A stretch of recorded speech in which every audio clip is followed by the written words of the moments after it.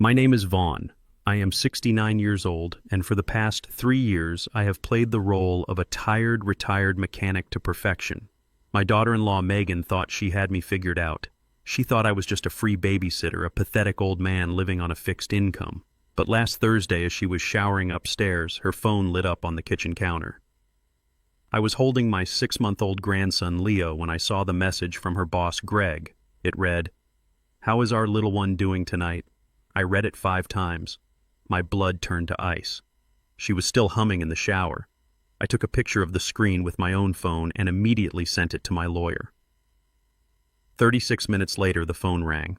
Before I continue this story, let me know where you are watching from in the comments below. Hit like and subscribe if you have ever had to stand up to people who mistook your silence for weakness. I sat in the dim light of their expensive suburban kitchen listening to the water running through the pipes above. Leo cooed in my arms. He was a sweet boy, but as I looked down at his pale features and light hair, a seed of doubt that had been buried deep in my mind suddenly sprouted into a poisonous weed. "How is our little one doing tonight?" The words burned into my retinas. Greg was the CEO of the distribution company where Megan worked. I had met him once, a smug, arrogant man who looked right through people like me. My son Vaughn worked 70-hour weeks to afford this house, to afford the lifestyle Megan demanded, completely blind to the fact that his wife was sharing his bed and apparently his child with her boss. The water upstairs stopped. I heard Megan's heavy footsteps coming down the stairs. I carefully set her phone exactly where it had been, smoothing my expression into the docile, tired grandfather she expected to see.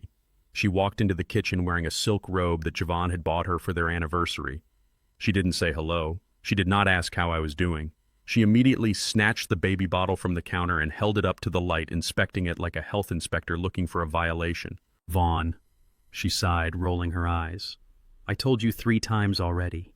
2 scoops of formula, not 3. You are making it too thick. It messes with his digestion. Is it really that hard to follow simple instructions?" I looked at her. Her tone was dripping with condescension, the kind reserved for an incompetent servant. I swallowed, the disgust rising in my throat. "I am sorry, Megan," I said, my voice deliberately meek. My old eyes misread the label. "I will do better next time." She snatched Leo from my arms without a word of thanks. "Just go," she muttered, bouncing the baby on her hip. "Vaughn is going to be home late again because he is trying to make up for the promotion he missed. I have a headache and I need to put the baby down." She turned her back to me, dismissing me completely.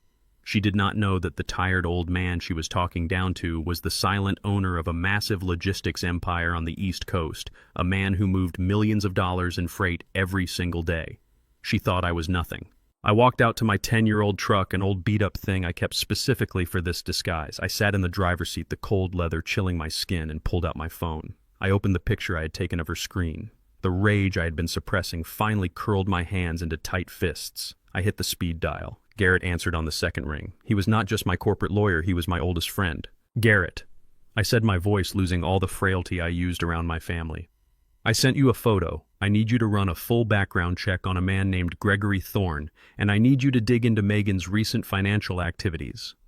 "Something is very wrong. I will get on it." "Vaughn," Garrett replied, his tone all business. "Give me 30 minutes. Exactly 36 minutes later, as I was driving down the interstate, my phone rang. I pulled over into an empty parking lot to take the call. The neon lights of a closed diner flickered above my truck. Garrett did not waste time with pleasantries.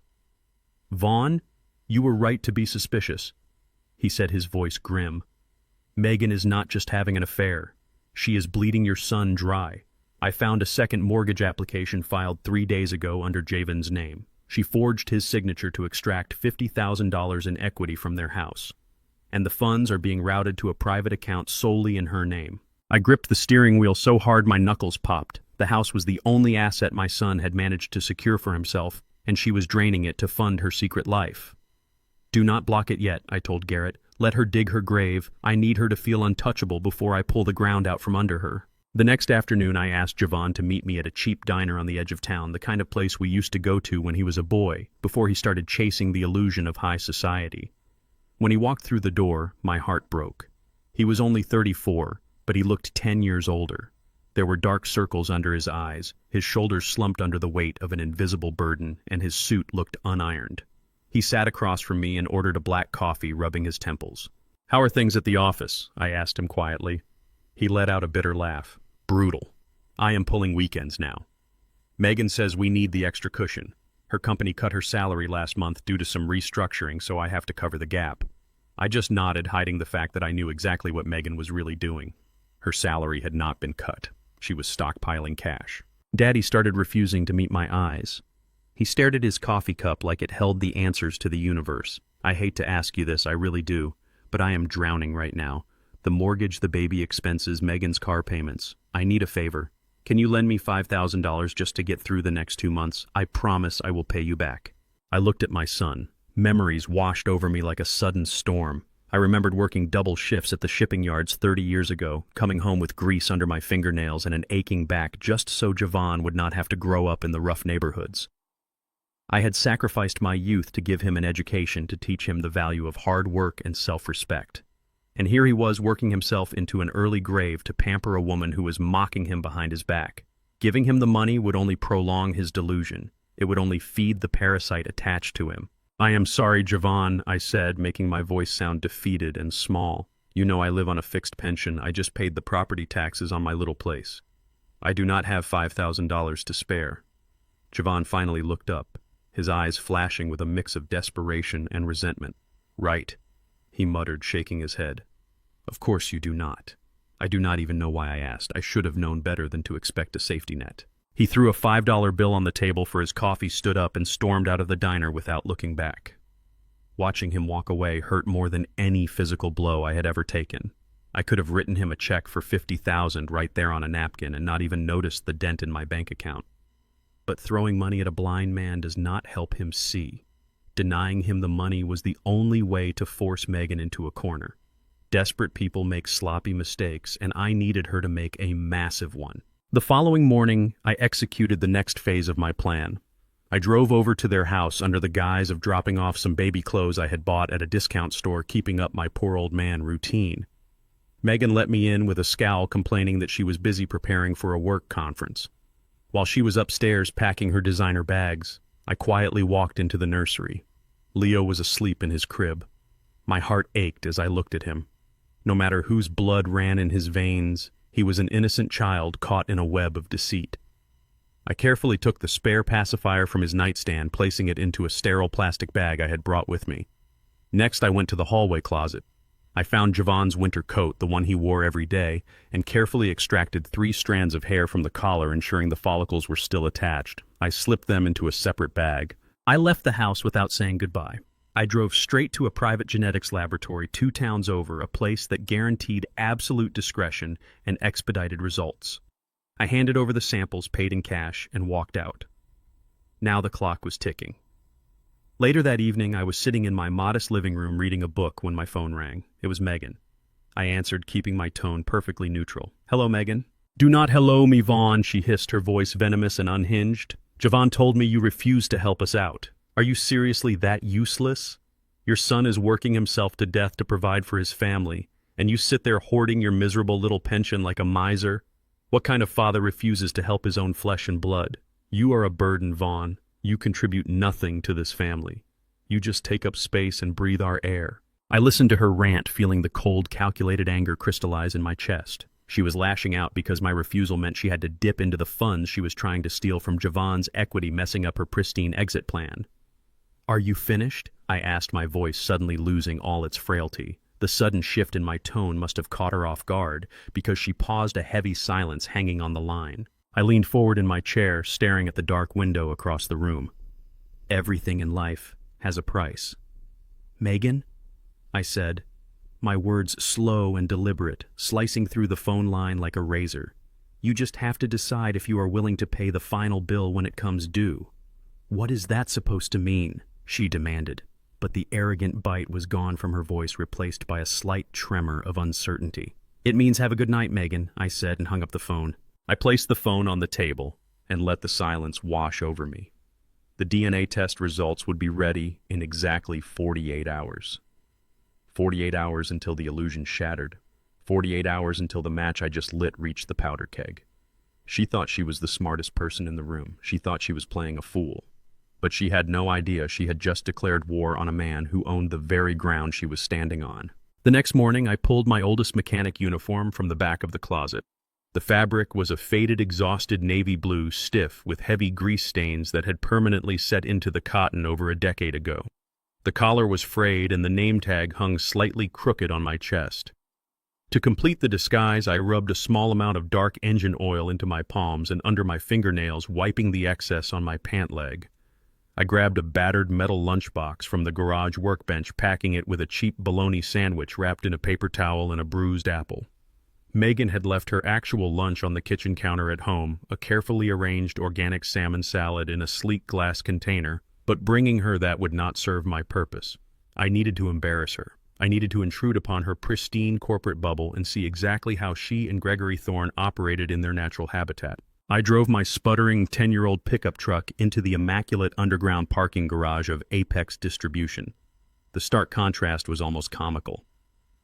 I wedged my rusted vehicle between a gleaming silver Porsche and a pristine black Range Rover.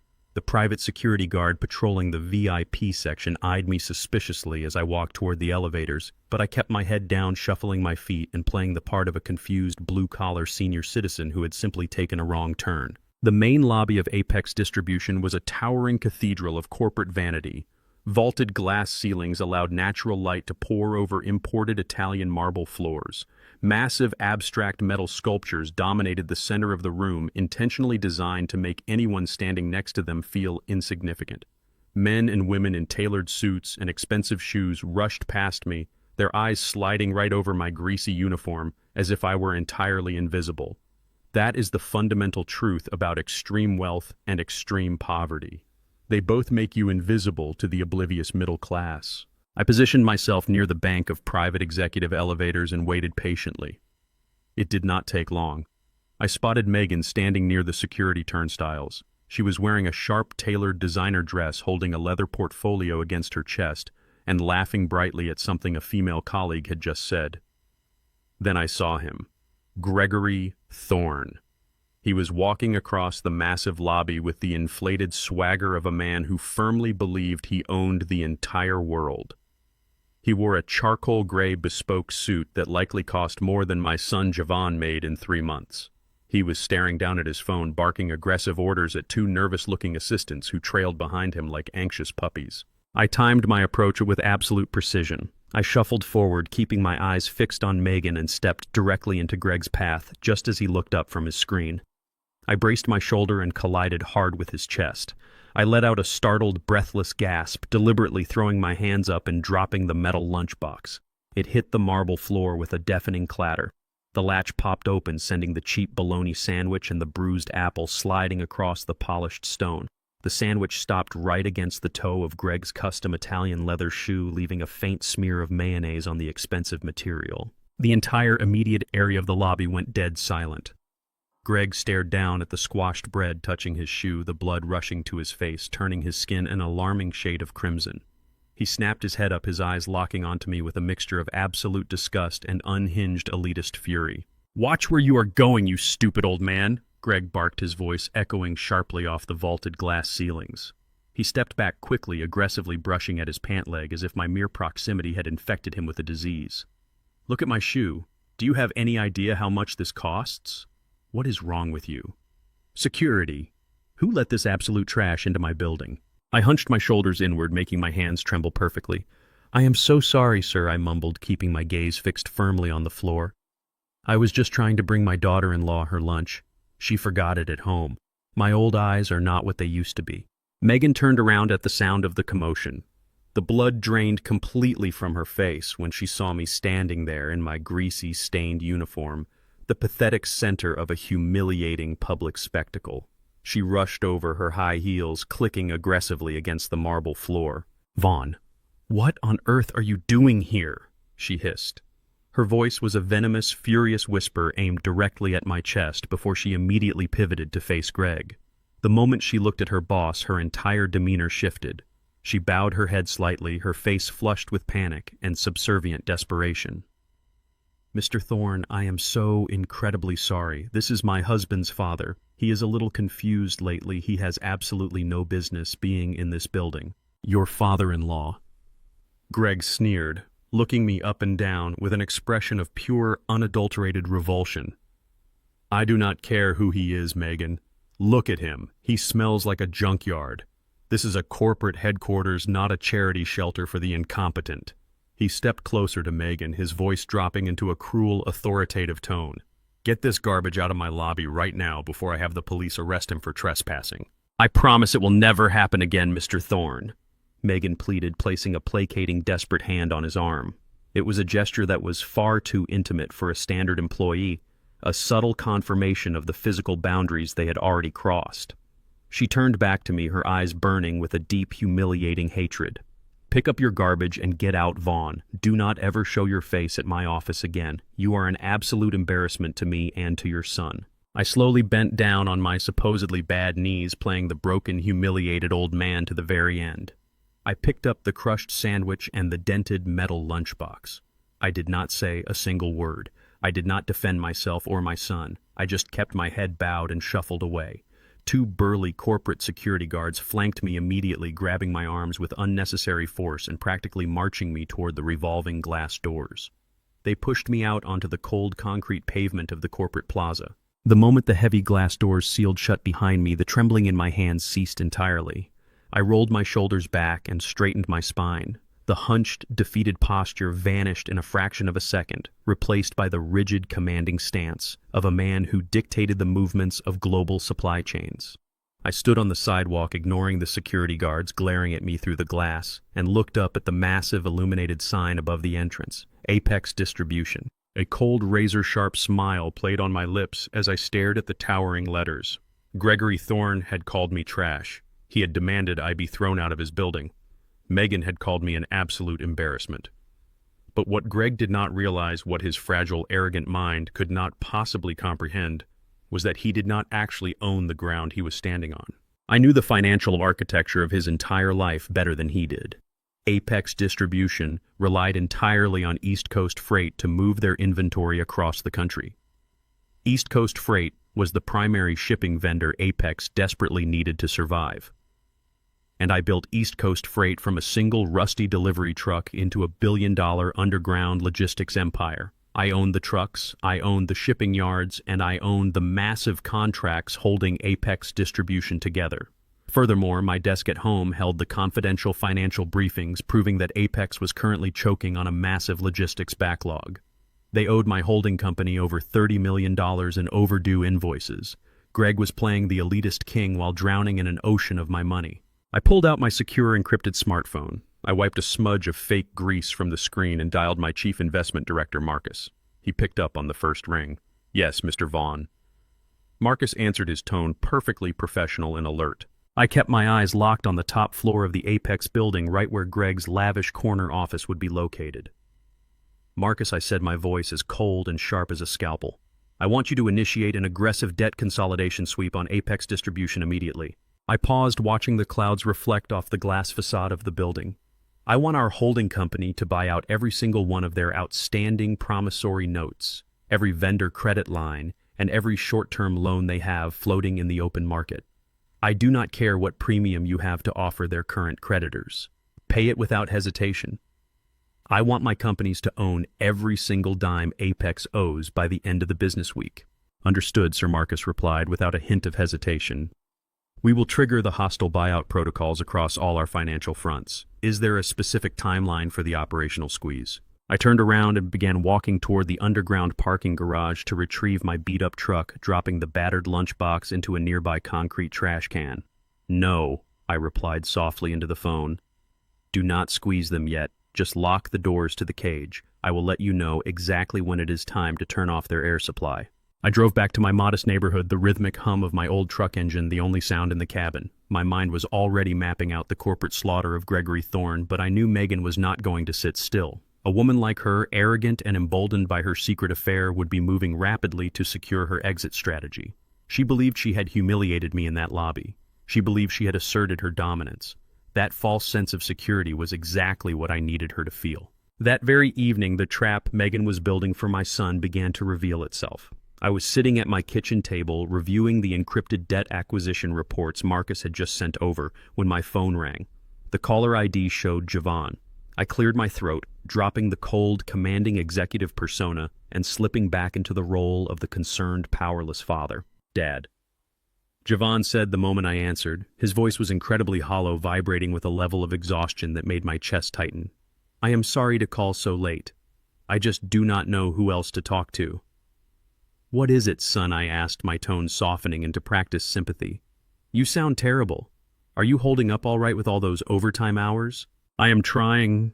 He sighed heavily, the sound of a man carrying the weight of the world on his shoulders. But Megan brought something up tonight and my head is just spinning. She says my credit score is tanking. She found out about a couple of massive credit card balances in my name that I honestly do not even remember opening.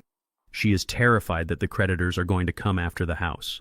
I closed my eyes, shaking my head in the dark kitchen. Megan was a true predator. She had secretly opened those credit lines, maxed them out to fund her luxurious lifestyle and hotel rendezvous with Greg, and was now weaponizing that very same debt to terrify my son. What is she suggesting, Vaughn? I asked quietly. She wants me to sign the house over to her completely, he explained, his voice thick with anxiety. She had a lawyer draft a quitclaim deed. She says if my name is off the property title, the house will be protected from any debt collectors. She says we have to do it to protect Leo and secure his future. It makes sense on paper, but signing away my only asset just feels wrong. I do not know what to do, Dad. I am so tired I cannot even think straight. I took a slow, deep breath, calculating my response with absolute precision. Megan was preparing to file for divorce. Stripping Vaughn of his only piece of real estate was her final maneuver before she dropped the axe. If he signed her lawyer's paperwork, he would be thrown out onto the street with nothing but a mountain of fraudulent debt. Vaughn, listen to me carefully, I said, injecting just the right amount of fatherly hesitation into my voice. Megan is a smart girl. If she says the creditors could come after the house, she might be right. You have to protect my grandson. But you absolutely cannot sign paperwork drafted by an attorney you do not know. In real estate, the fine print is everything. I know, Vaughn groaned, but hiring my own property lawyer is going to cost thousands of dollars, and I literally do not have a dime to spare right now. Megan is pressing me to just sign her documents tomorrow morning. Do not sign anything yet, I instructed firmly. Look, I have an old buddy from the mechanic union. His brother is a retired real estate attorney. He operates out of a cheap little office in a strip mall across town, mostly doing budget work for seniors. I can call him tonight and ask him to handle this transfer for you as a favor to me. He will not charge you a dime, and he will make sure the paperwork is done properly. Vaughn let out a massive sigh of relief, the sound of a drowning man grabbing a fragile lifeline. Really, Dad, you would do that for me. I do not care if he is some budget strip mall lawyer as long as it gets Megan to calm down and saves me the legal fees. Thank you. I will tell her we are using your guy. I told him I loved him and ended the call. The moment the line disconnected, the frail father routine vanished. I immediately dialed Garrett. He picked up on the first ring. Garrett, we have a situation, I said, my voice entirely stripped of warmth. Megan is making her final play. She is manipulating Vaughn into signing a quitclaim deed to transfer the house solely into her name. She is using the fraudulent debt she created as the excuse to scare him into surrendering the property. I can hear Garrett shifting in his leather chair. A classic pre-divorce asset grab, he noted grimly. She is clearing the board so she can kick him out and keep the equity. I will draft an injunction right now to freeze the property. No, I commanded. Do not block the transfer. I want her to have the house. Or rather, I want her to think she has the house. Garrett went perfectly silent on the other end of the line, recognizing the lethal tone in my voice. What is the play, Vaughn? I told Vaughn I was setting him up with a retired budget real estate attorney who operates out of a cheap strip mall, I explained. I need you to play that role. I need you to rent a terrible office space by tomorrow morning, put on the worst suit you own, and act like a bumbling, incompetent notary. You are going to draft that property transfer deed, but you are going to lace it with the deadliest poison pill clause you can legally construct. Garrett let out a low, dark chuckle, immediately understanding the psychological warfare I was deploying. A poison pill. I love it. What are the specific parameters? Megan is currently committing massive financial fraud, I stated, pacing my kitchen. She has a secret second mortgage and multiple maxed-out credit cards all sitting in Vaughn's name. I want you to bury a strict indemnification and liability clause deep inside that transfer agreement. Frame it in dense, convoluted legal jargon so she skips right over it. The clause must explicitly state that if the transferee has initiated any undisclosed encumbrances, fraudulent debt, or hidden liabilities against the transferor at the time of signing the property, transfer is instantly voided in its entirety. Furthermore, the clause must legally bind the transferee to assume full personal responsibility for all associated debts as a penalty for acting in bad faith. "It is brilliant," Garrett replied, the sound of him typing rapidly echoing through the phone. "She is so arrogant and eager to steal the house that she will not bother reading the fine print from a lawyer she believes is a cheap, senile idiot. By signing that deed, she will literally be signing a legally binding confession to her own financial fraud. She will trap herself." "Exactly," I said. "Have the paperwork ready for tomorrow. Give her exactly the rope she needs to hang herself." The following afternoon, Garrett executed the performance of a lifetime. He rented a dingy, poorly lit office space next to a failing laundromat. He cluttered the cheap particle board desk with random stacks of useless paper, old coffee cups, and broken pens. He wore a rumpled, ill-fitting brown suit and scuffed shoes. When Vaughn and Megan walked through the glass door, Garrett was pretending to struggle with an ancient, noisy printer. I was not in the room, but Garrett gave me the full, highly detailed report the moment they left. Megan walked into that office radiating absolute contempt. She took one look at the stained carpet and Garrett's ridiculous disguise, and her superiority complex took over completely. She refused to even sit in the cheap plastic chairs. She just stood with her arms crossed, tapping her expensive designer heel against the floor, rolling her eyes every time Garrett purposefully fumbled his words. Vaughn looked exhausted, apologizing repeatedly for dragging her to such a depressing location. But Megan did not care about the location. She only cared about the prize. Garrett handed them the thick stack of transfer documents, pushing his thick, smudged reading glasses up the bridge of his nose. "Now, folks," Garrett had stammered, putting on a raspy, hesitant voice. "This is standard transfer boilerplate.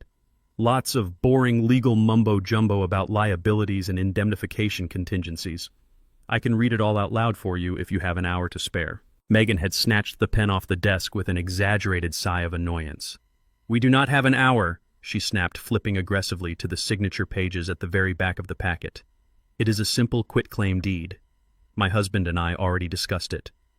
Just point to where we need to sign so we can get out of this depressing room."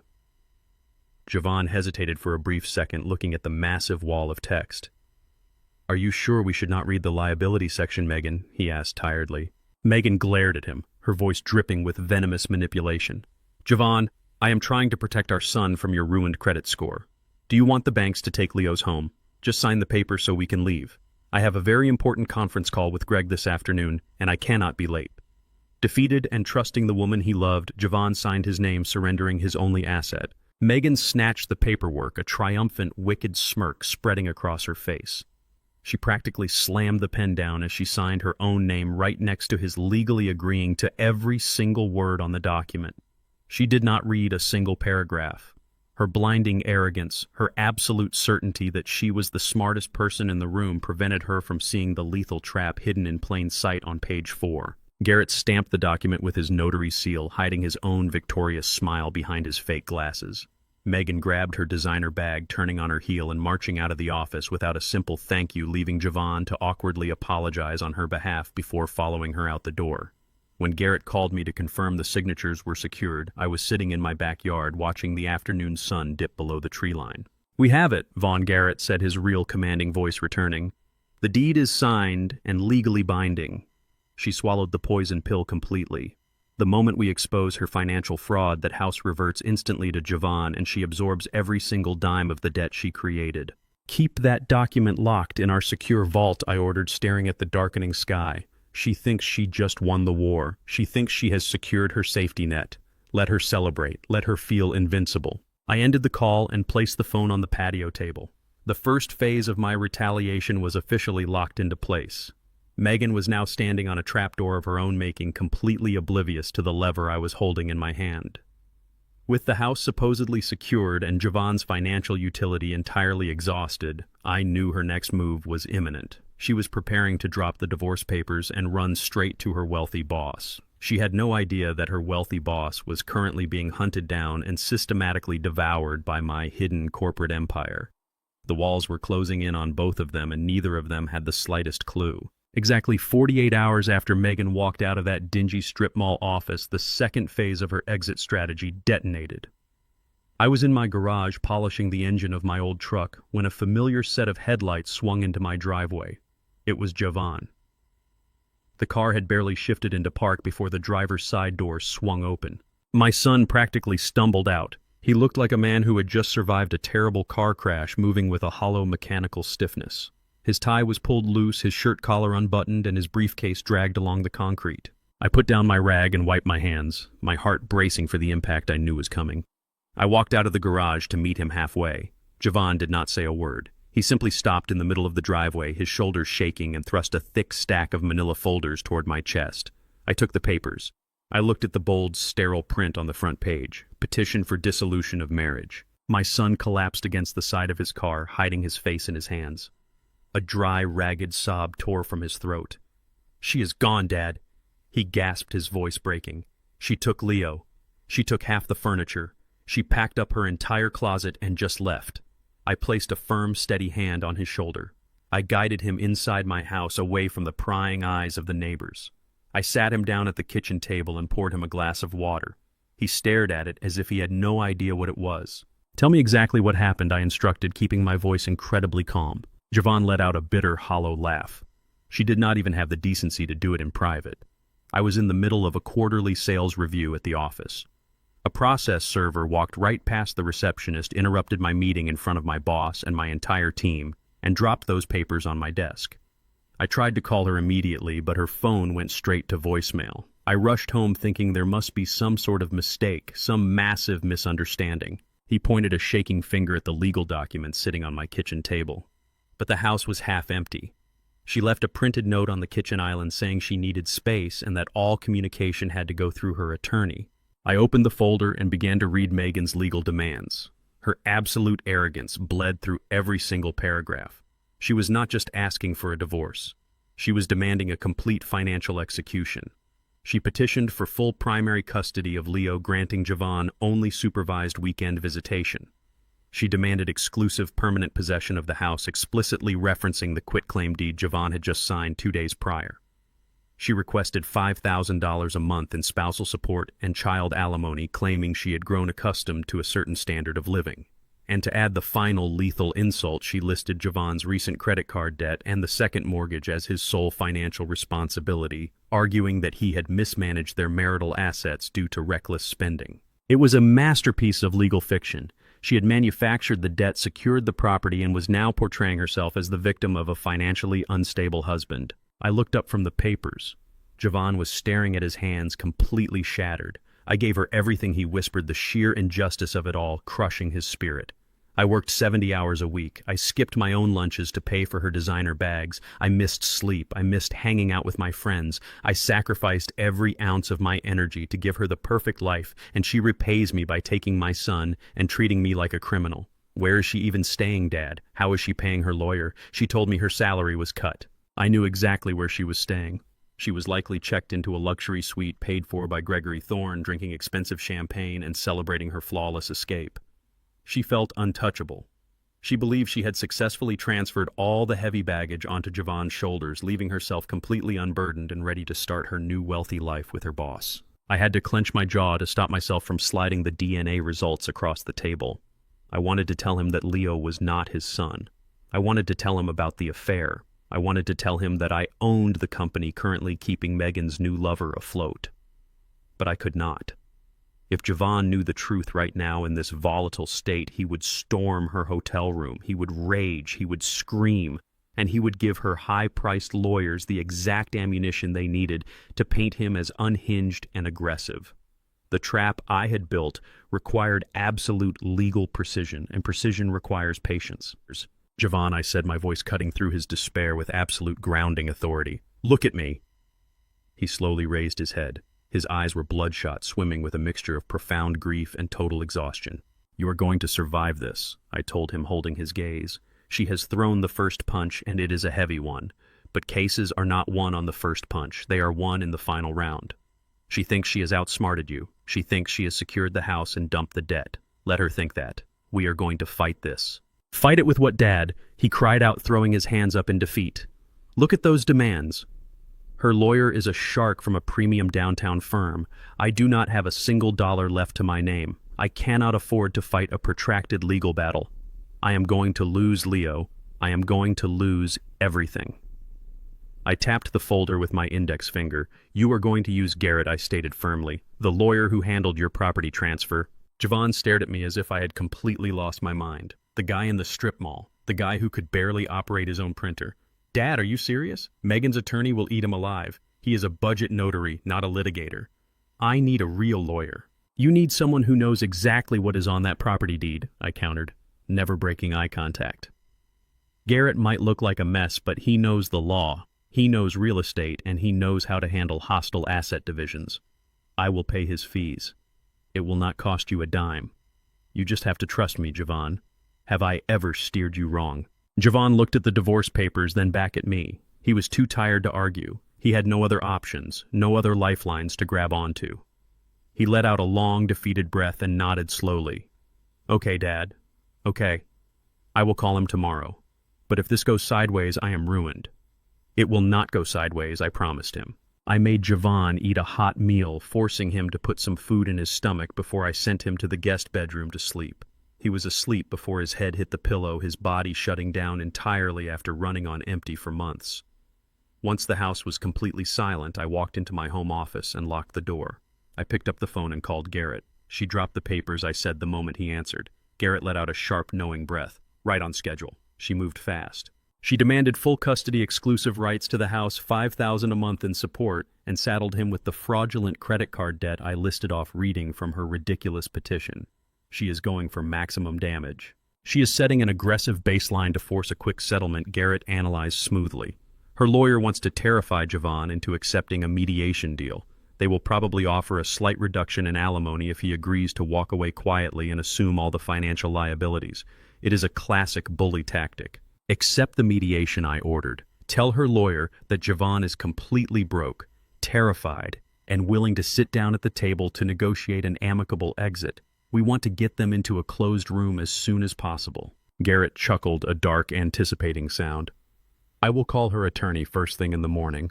I will play the overwhelmed, incompetent strip mall lawyer. I will tell them my client is distressed and looking to surrender quickly. They will rush to schedule the mediation, eager to close the kill. Make sure Megan attends in person, I added, my eyes narrowing at the dark street outside my window. I want her sitting directly across the table when the walls come crashing down. I hung up the phone and walked back into the living room. The divorce filing was the final piece of Megan's arrogant puzzle. She had executed her plan flawlessly in her own mind. She had drained my son's finances, stolen his house, taken his dignity, and ran off to her wealthy boss. She was currently standing on the very peak of her false mountain, breathing the thin air of absolute supremacy. She had no idea that the ground beneath her feet was entirely rigged. The legal battle was officially underway, setting the stage for a confrontation that would not just end a marriage, but completely erase a predator. The very next evening, the storm finally broke. Vaughn had left my house early that morning, refusing breakfast and insisting he needed to go find his wife. I did not try to stop him. I knew exactly what he would find. Nothing. Megan had expertly insulated herself behind her aggressive legal counsel and the impenetrable walls of Gregory Thorne's wealth. She was entirely out of his reach.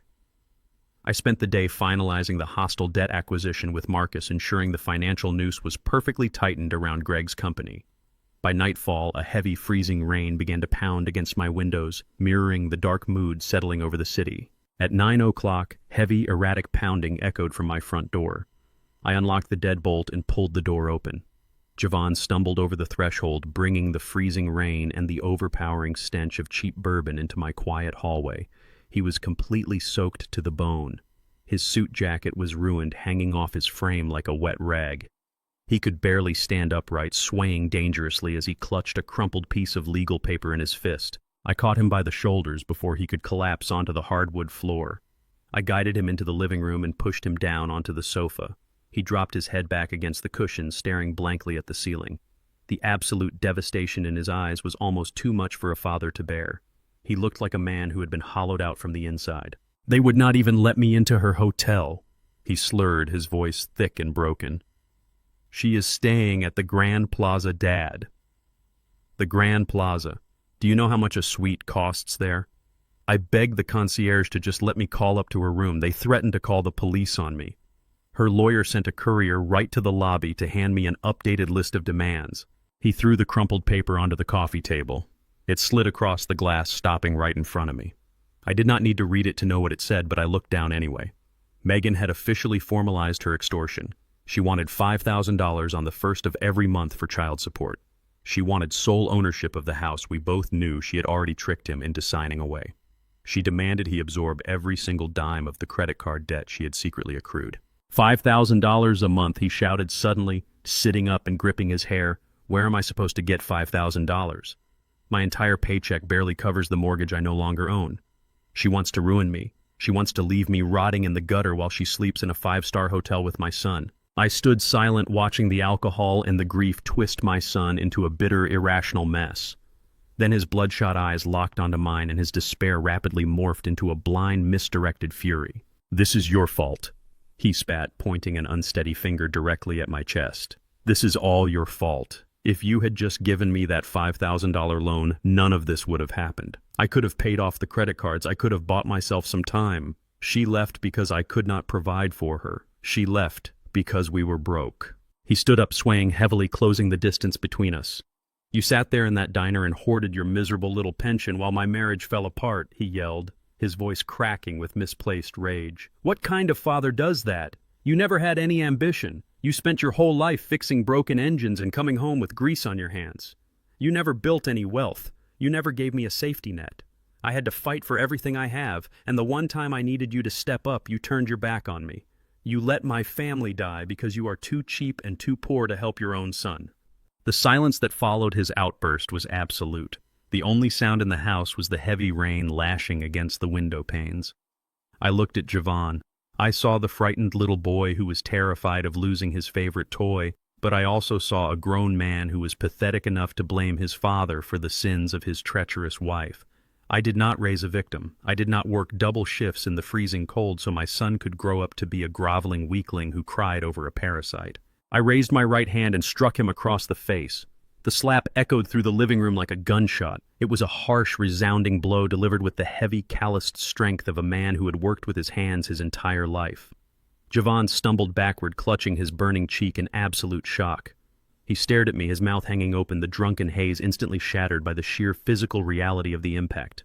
"Do not ever speak to me like that again," I commanded, my voice dropping into a register so dark and authoritative that the temperature in the room seemed to plummet. "You stand in my house, drinking cheap liquor and blaming me for the fact that you married a predator. You think a $5,000 check would have saved your marriage. You think buying her another designer handbag would have stopped her from walking out that door." Vaughn opened his mouth to speak, but I stepped forward, cutting him off entirely. "Megan did not leave you because you are broke," I stated my words, slicing through his delusion like a scalpel. "She left you because she never respected you. You spent your entire marriage bowing down to her, sacrificing your health, your friendships, and your dignity just to keep a smile on her face. You allowed her to treat you like an ATM, and now you are crying because the machine finally ran out of cash." Tears welled up in his eyes, spilling over his red, stinging cheek. "Dad, I love her." He choked out his voice, shrinking back down to a helpless whisper. "I love my family." "You love an illusion," I corrected him sharply, refusing to offer him any soft comfort. "The woman you love does not exist. The woman you married is currently sitting in a luxury suite, calculating exactly how to strip the flesh from your bones. She wants to leave you with nothing but debt and despair. She wants you destroyed, Vaughn. And as long as you keep crying over her, she is winning." Vaughn sank back down onto the sofa, putting his head in his hands. He was completely out of fight. The slap had done its job. It had broken the hysterical loop in his mind and forced him to confront the cold, hard floor of his new reality. He was at rock bottom. He had no house, no money, no wife, and no leverage. "What do I do?" he whispered, staring blankly at the floor. "Her lawyer called Garrett this afternoon. They want to schedule a mediation session by the end of the week. They said if I do not agree to their terms in that room, they will take this to court and destroy me publicly. I have to sign whatever they put in front of me, Dad. I have no choice." I walked over to the coffee table and picked up the crumpled list of demands. I smoothed out the paper, folding it neatly before placing it in my pocket. The time for hiding in the shadows was coming to an end. Megan and her high-priced legal team believed they were walking into a slaughterhouse where Vaughn was the defenseless lamb. They were expecting a quick, brutal victory over a broken man and his incompetent strip mall attorney. "You are not signing anything," I declared, looking down at my son. "You are going to walk into that mediation room with your head held high. You are not going to beg, and you are not going to surrender." Vaughn looked up at me completely bewildered. "How am I supposed to do that? Garrett can barely put a sentence together. He is going to be eaten alive." "Garrett will do exactly what I tell him to do," I replied, my tone leaving no room for argument. "And you will not be facing her alone. I am personally attending that mediation. I am going to sit right beside you at that table." Vaughn shook his head, letting out a tired breath. "Dad, I appreciate you wanting to be there for moral support, but this is a legal negotiation. Showing up in your work clothes is just going to give Megan another reason to laugh at us. She hates you. She will use your presence to humiliate me even more."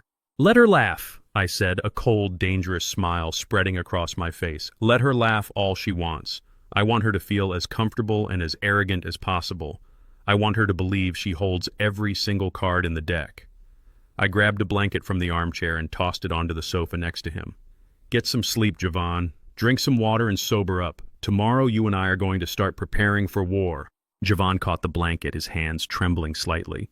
He looked at me, and for the first time that night, he did not see a tired old pensioner. He saw the unyielding steel behind my eyes. He did not understand where my confidence was coming from, but he had no other options left. He nodded slowly, accepting my authority. I turned off the living room light and walked down the hallway to my home office. I pulled out my phone and sent a single text message to Garrett. "The mediation is on. Tell her lawyer we will meet them on Friday. Bring the poison pill document." The screen glowed in the dark room, illuminating the hard lines of my face. Megan thought she had pushed my son into an inescapable corner. She thought she had effectively buried the poor mechanic father-in-law. But she was about to learn a terrifying lesson about power. The walls she had so carefully built around herself were not made of stone, they were made of glass, and I was walking into that mediation room with a sledgehammer. 2 days before the scheduled mediation, Garrett sent me a highly encrypted alert regarding Vaughn's financial accounts. Megan had just authorized a massive charge on one of the few credit lines she had not entirely maxed out yet. She had dropped nearly $6,000 at a Michelin-starred restaurant located in the financial district. She was throwing a lavish, highly exclusive dinner party to celebrate my grandson Leo turning 6 months old. She was funding a display of elite supremacy using the last drops of my son's ruined credit. I knew exactly what I had to do. I went to my closet and bypassed my tailored executive suits. Instead, I pulled out an old, ill-fitting tweed jacket I kept for gardening and a pair of scuffed brown dress shoes. I needed to play my role perfectly. I needed to walk into that room looking like the defeated, impoverished father-in-law she believed I was. The restaurant was a towering monument to excess. Crystal chandeliers hung from the vaulted ceilings and the air smelled of truffles and expensive wine. The host at the front desk looked at my worn clothes with immediate disdain, trying to block my path, but I simply gave him the name of Megan's private reservation and walked straight past his outstretched arm. I pushed open the heavy oak doors of the private dining room. The scene inside was sickening. The table was adorned with imported white roses, silver cutlery, and towering tiers of seafood. Megan sat at the head of the table wearing a stunning designer gown, holding little Leo, who was dressed in a tiny bespoke suit. Sitting across from her were her parents Thomas and Patricia. They were the epitome of arrogant old money privilege, radiating an unearned sense of superiority. The moment I walked into the room, the lively conversation stopped completely. Megan's face turned a dangerous shade of pale. Her eyes darted toward the restaurant staff lingering in the corner, realizing she could not order me to be thrown out without causing a deeply humiliating public scene. She gritted her teeth, forcing a tight, incredibly fake smile onto her face. "Vaughn," she said, her voice dripping with venom, thinly disguised as surprise. "We did not expect you. I thought you were busy taking care of Vaughn." I smiled back, pulling out a chair at the far end of the table, deliberately placing myself opposite her wealthy parents. "I would not miss my only grandson turning 6 months old," I replied mildly. "Vaughn is resting. I wanted to come and offer my blessings." Thomas, Megan's father, scoffed openly. He adjusted his expensive silk tie and looked down his nose at me. "Well, now that you are here, you might as well eat. I am sure you do not get to experience fine dining very often on a mechanic's pension." I ignored the insult, taking my seat and pouring myself a glass of water instead of the vintage champagne flowing freely around the table. The tension in the room was suffocating, but I sat in absolute unnerving silence observing them. Patricia leaned over, cooing at Leo, intentionally directing her loud comments toward me. "He is just so gorgeous, Megan," she praised, running a hand over the baby's light hair. "He has such refined features. He is incredibly lucky he takes after our side of the family. Good, strong genetics always win out in the end. It is a blessing he does not look like the other side." The racial and class-based hostility in her words was not even hidden. They viewed my son, my bloodline, as a genetic flaw that had thankfully been diluted. I kept my face entirely impassive. I knew the devastating truth about those genetics. I knew exactly why Leo had those features. They were currently celebrating the biological evidence of their daughter's infidelity, mistaking it for their own superiority. Thomas decided to elevate his mockery.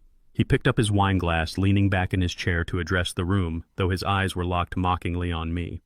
"You know, I was just talking to my broker today," Thomas began, adopting a loud, boastful tone.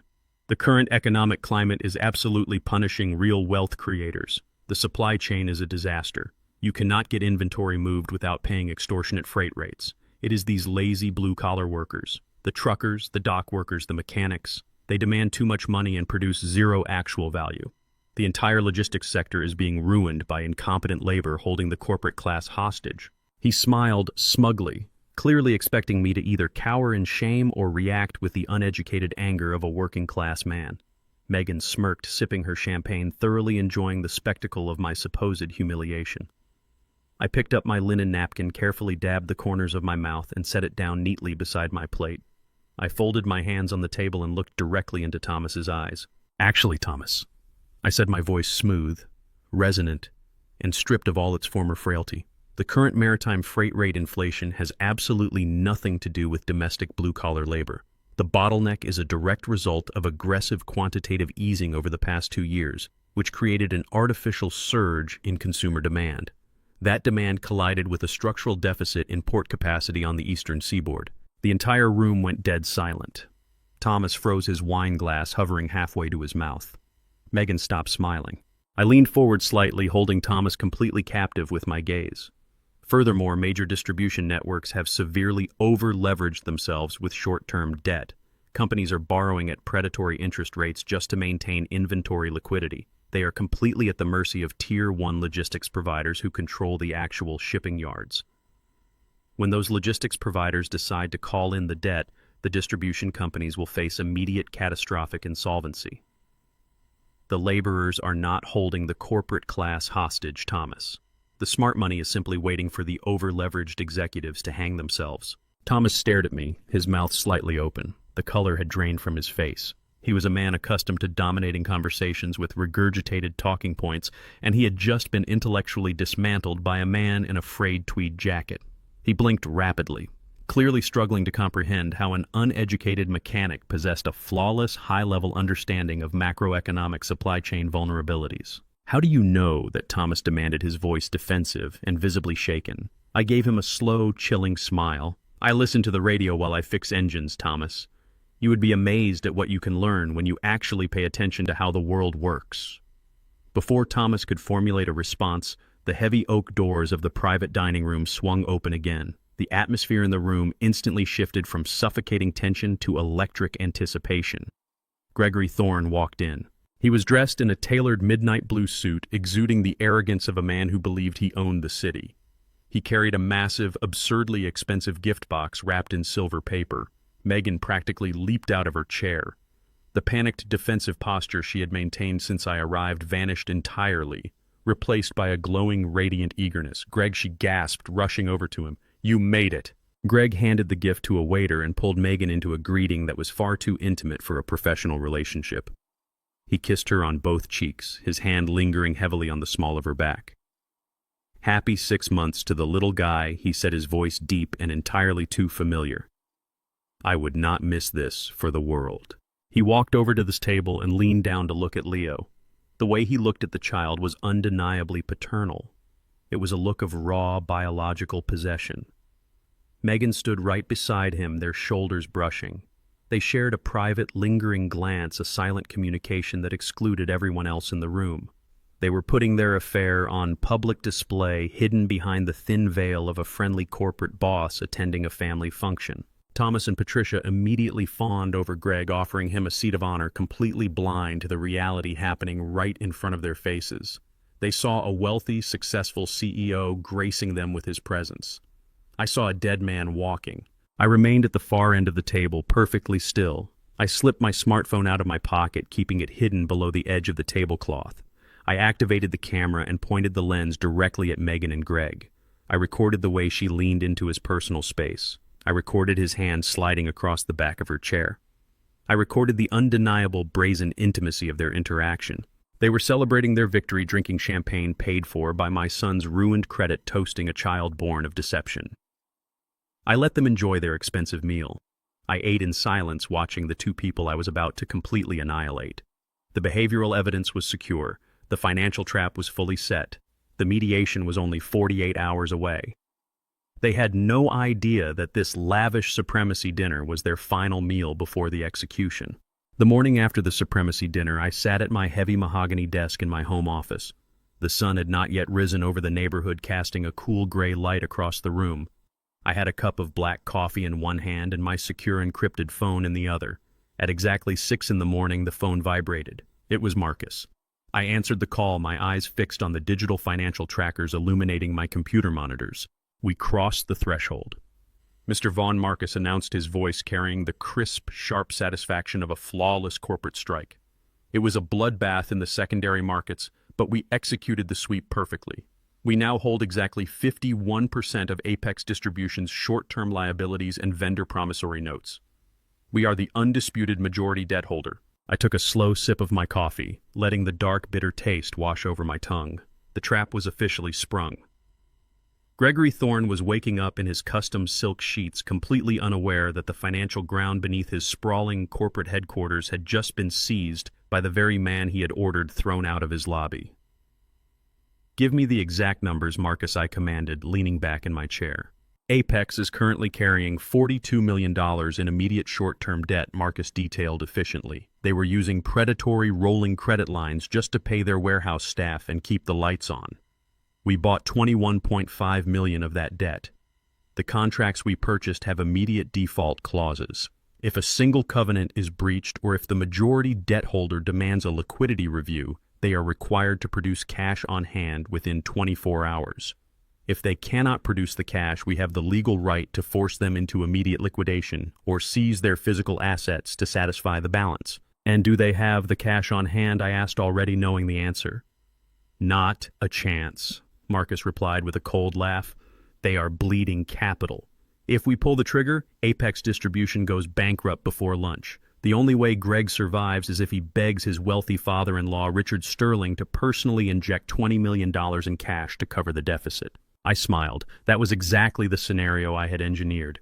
I did not just want to destroy Greg. I wanted him to be forced to crawl on his knees to the father-in-law, who already viewed him as a disappointment. I wanted Richard Sterling to look at the financial catastrophe Greg had caused and realize his son-in-law was a liability. "Draft the default notices, Marcus," I instructed, my voice dropping into a lethal, commanding register. "Have the legal team prepare the asset seizure injunctions. I want every single document ready to be filed with the federal bankruptcy court. But do not send them to Apex yet. Keep your finger on the trigger. I will give you the green light tomorrow morning." "Understood, Sir," Marcus replied, and the line went dead. I placed the phone down on the desk. The corporate execution was locked and loaded. Now I needed to ensure the family court execution went just as flawlessly. The divorce mediation was officially scheduled for the following afternoon. Megan and her high-priced downtown shark were preparing to walk into that room and strip Javon down to his bare bones. A few hours later, Javon came over to my house. He looked marginally better than the drunken, shattered man who had collapsed on my sofa days earlier, but his eyes were still heavy with exhaustion and fear. He sat at my kitchen table, anxiously rubbing his hands together. "Dad, I got the official confirmation from Garrett," Javon said, his voice tight with anxiety. "The mediation is tomorrow at 1 in the afternoon. We are meeting at the offices of Megan's attorney. It is a massive firm in the financial district. Garrett said he is just going to meet us in the lobby." Javon looked around my simple kitchen, the desperation creeping back into his posture. "I still think this is a massive mistake." I looked up the lawyer she hired. "He is ruthless. He specializes in high-net-worth divorces and aggressive asset division. Garrett is going to walk in there looking like a disorganized mess. They are going to laugh us out of the building and force a trial I cannot afford. I walked over to the table and poured Vaughn a glass of water. I looked down at my son, projecting an aura of absolute unbreakable calm. Let them laugh, Vaughn, I said firmly. The man who laughs before the battle is usually the one crying at the end. You do not need to worry about Garrett's appearance, and you do not need to worry about her lawyer's reputation. You only need to follow my lead. When we walk into that room tomorrow, you sit up straight. You do not show emotion. You do not apologize. You do not beg. You let me and Garrett do all the talking. Vaughn let out a shaky breath, taking a sip of the water. He was terrified, but he nodded. Okay, Dad, I trust you. I do not know how you are so calm about this, but I trust you. After Vaughn left for work, I went to my bedroom to prepare the suit I would wear to the mediation. It was a bespoke Tom Ford suit tailored to absolute perfection, cut from midnight blue wool. It was the armor of a corporate warlord. I laid it out carefully, ensuring every detail was flawless. Tomorrow, the disguise of the poor, helpless mechanic would be burned to the ground. As I was adjusting the silk tie, my phone buzzed on the nightstand. It was a voicemail notification. The caller ID was restricted, but I knew exactly who it was. Megan had blocked my number after our last conversation, but she was too arrogant, too overflowing with a false sense of victory to keep her mouth shut. She needed to gloat. I pressed play and put the phone on speaker. Megan's voice filled the room. It was dripping with unearned superiority coated in the smug satisfaction of a predator playing with its food. Hello, Vaughn, she began, her tone laced with cruel amusement. I just wanted to leave a little message ahead of our mediation tomorrow. I saw you slinking around the restaurant last night in that ridiculous old jacket. You really are a pathetic old man. Did you come to beg for scraps? Did you honestly think crashing my son's dinner was going to change anything? She let out a sharp, condescending laugh. I hope you and Vaughn are ready for tomorrow. My lawyer is going to absolutely destroy whatever budget strip mall clown you manage to hire. Vaughn is going to sign over the child support, and he is going to walk away with all that debt. That is what happens when you play in a league you do not belong in. You should have given Vaughn that $5,000 when he asked. Now it is going to cost you a lot more. She paused, letting the malice soak into her next words. In fact, looking at your financial situation, you might want to consider selling one of your kidneys to afford Vaughn's legal fees. Because by the time I am done with him, neither of you will have a pot to piss in. See you tomorrow, Vaughn. Do not forget to wear your Sunday best. The voicemail ended with a sharp click.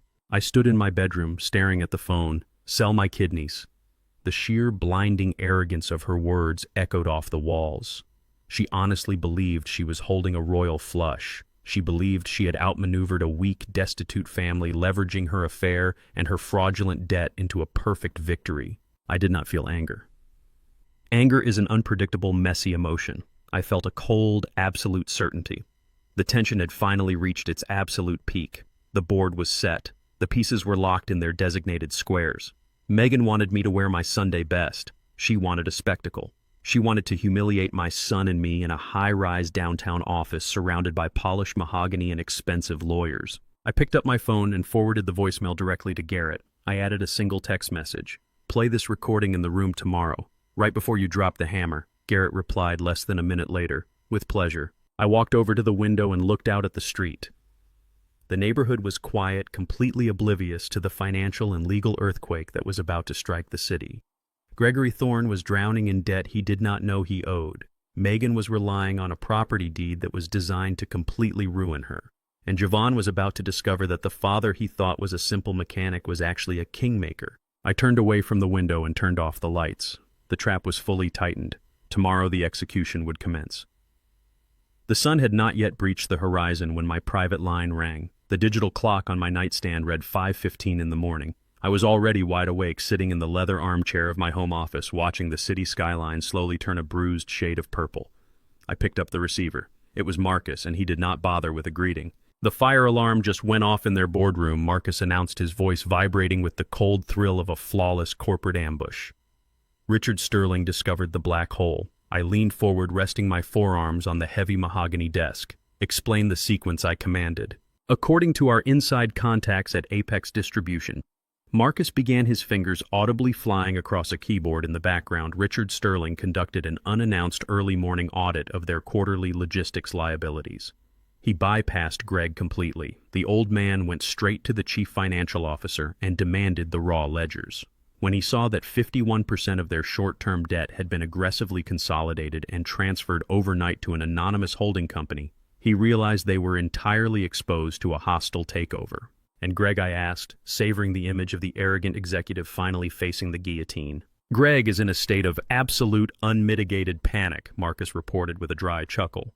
"Sterling reportedly cornered him in his corner office 20 minutes ago." Voices were raised high enough that the executive assistants out in the hallway heard Sterling threaten to gut Greg financially if he did not explain where the liquidity vanished to. Greg tried to blame macroeconomic shipping delays, but Sterling is old money. He knows a leveraged death spiral when he sees one. I stood up, walking toward the window to watch the streetlights flicker off below. Greg had built his entire identity on the illusion of control. He wore the bespoke suits, drove the imported cars, and paraded his mistress around four-star hotels, all while standing on a fragile sheet of glass funded entirely by his wife's family. Now the glass was shattering under his custom Italian leather shoes. "He is desperately trying to find out who bought the debt," Marcus continued. "In the last 15 minutes, Greg has personally placed 4 frantic calls to our dummy corporate numbers.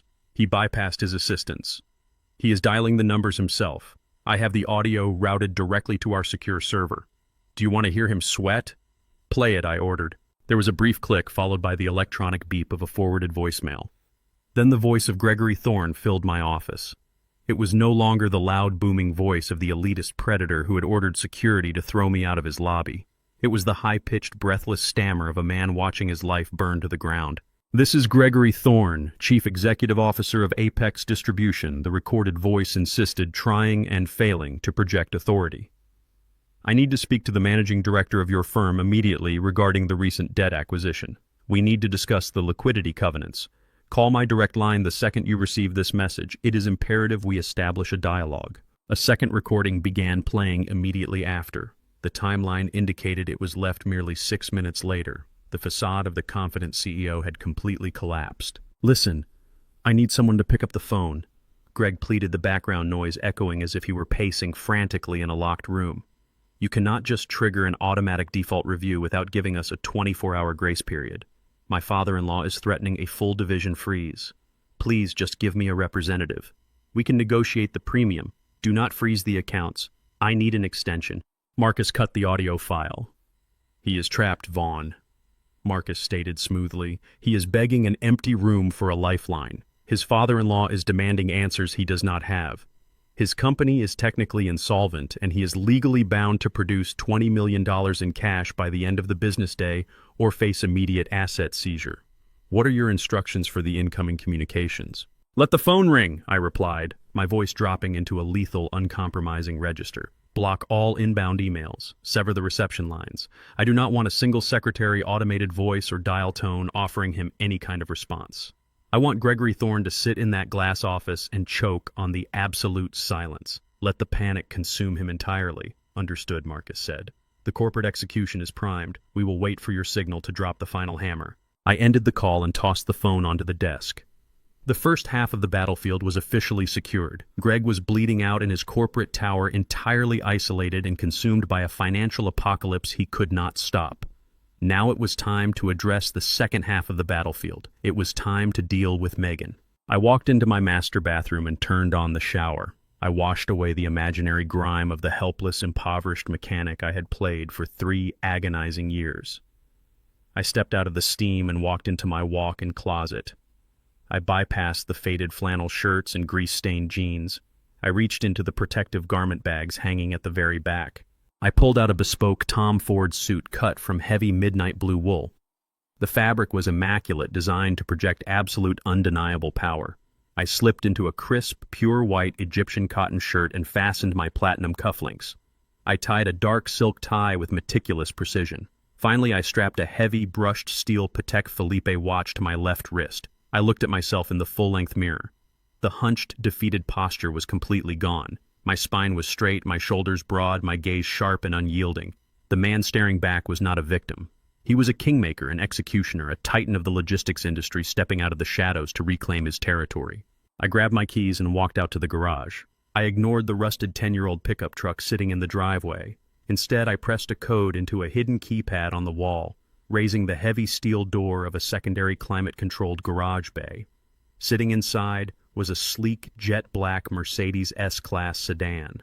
I slid into the driver's seat, the engine roaring to life with a quiet, dominant hum. I drove through the city streets as the morning rush hour began navigating the concrete canyons of the financial district. The towering glass skyscrapers gleamed in the morning sun, monuments to corporate greed and legal warfare. I pulled the Mercedes into an exclusive underground parking garage, handing the keys to a valet who immediately recognized the caliber of the vehicle and snapped to attention. I took the private elevator up to the street level and walked toward the towering glass building that housed Megan's elite legal team. The address was a deliberate intimidation tactic designed to make the opposing party feel small and hopelessly outgunned. Vaughn was already standing on the sidewalk near the revolving doors. He looked terrified.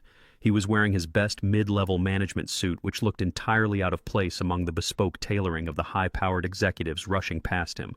He was pacing nervously, checking his watch every 5 seconds, his face pale with anxiety. I walked up behind him. "Vaughn," I said, my voice deep and commanding. He spun around, his eyes widening in absolute shock. He looked at the midnight blue suit, the platinum cufflinks, and the heavy watch. He looked at my posture, my face, my entire aura. "Dad," he stammered, completely bewildered. "What are you wearing? You look like a corporate raider.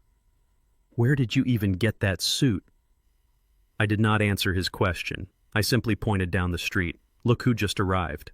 Garrett was walking toward us, putting on the performance of a lifetime. He was wearing an oversized, violently ugly, mustard-brown suit that looked like it had been pulled from a thrift store dumpster. His tie was stained and poorly knotted. He carried a battered, overflowing briefcase that looked like it was about to burst open and spill cheap printer paper all over the sidewalk. He stumbled slightly over a crack in the pavement, adjusting his thick, smudged glasses with an exaggerated sigh of incompetence. Vaughn buried his face in his hands, letting out a groan of pure despair. "We are going to get slaughtered, Dad. Look at him. Megan's lawyer is going to eat him alive. They are going to take Leo. They are going to take everything." I grabbed Vaughn firmly by the shoulder, forcing him to look me directly in the eyes. I gripped him with the terrifying strength of a man who moved millions of tons of freight with a single phone call. "Listen to me very carefully, Vaughn," I ordered, my words slicing through his panic like a razor blade. "You are not going to lose anything today. When we walk through those doors, you do not speak. You do not negotiate. You sit in your chair, you keep your mouth shut, and you watch exactly what happens when people mistake patience for weakness. Do you understand me?" Vaughn swallowed hard, overwhelmed by the sudden terrifying authority radiating from me. He gave a slow, jerky nod. "I understand." Garrett finally reached us, panting heavily for dramatic effect. "Well, gentlemen," Garrett wheezed, giving me a quick, sharp wink that Vaughn completely missed. "Shall we go inside and let the professionals handle this? I brought extra pens just in case mine run out of ink." I turned toward the revolving glass doors of the towering law firm. The stage was perfectly set. Gregory Thorne was currently burning in a corporate inferno of his own making, unable to secure a single lifeline. Megan was sitting upstairs in a polished mahogany conference room surrounded by expensive lawyers, blissfully unaware that she was clutching a property deed designed to ruin her life permanently. "Let us go," I said, stepping into the building. "It is time to drop the hammer." The receptionist led us down a long, sterile corridor lined with frosted glass and modern art, pushing open the heavy double doors of the primary conference room. The space was a monument to legal intimidation. A massive slab of polished mahogany stretched across the center of the room, surrounded by ergonomic leather chairs and floor-to-ceiling windows that offered a sweeping panoramic view of the financial district. Megan was already seated at the far end of the table, perfectly framed by the city skyline behind her. She was wearing a sharp, tailored white blazer, her hair pulled back into a sleek, aggressive style. She looked like a predator who had already secured her kill. Sitting right beside her was her attorney, Mr. Gallagher. He was a man who reeked of expensive, billable hours, wearing a platinum watch and a smug, patronizing smile that told me he made a living out of terrifying, ordinary people. Vaughn walked into the room and immediately stiffened.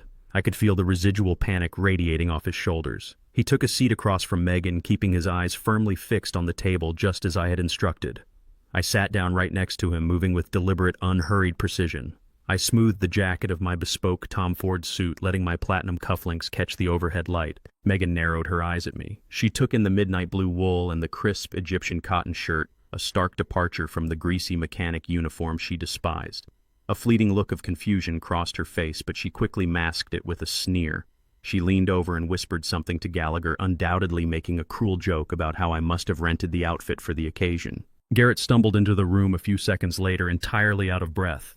He practically threw himself into the chair beside me, dropping his battered briefcase onto the pristine table with a loud, obnoxious thud. The latch burst open, spilling a messy stack of blank printer paper and 3 cheap plastic pens across the mahogany surface. He scrambled to gather them, knocking over a glass of water in the process. "I am so incredibly sorry, folks," Garrett bumbled, pulling a stained handkerchief from his mustard-brown jacket to wipe up the spill. Traffic was an absolute nightmare, and I could not figure out the parking validation machine downstairs. "Good afternoon. I am serving as the legal counsel for the respondent today."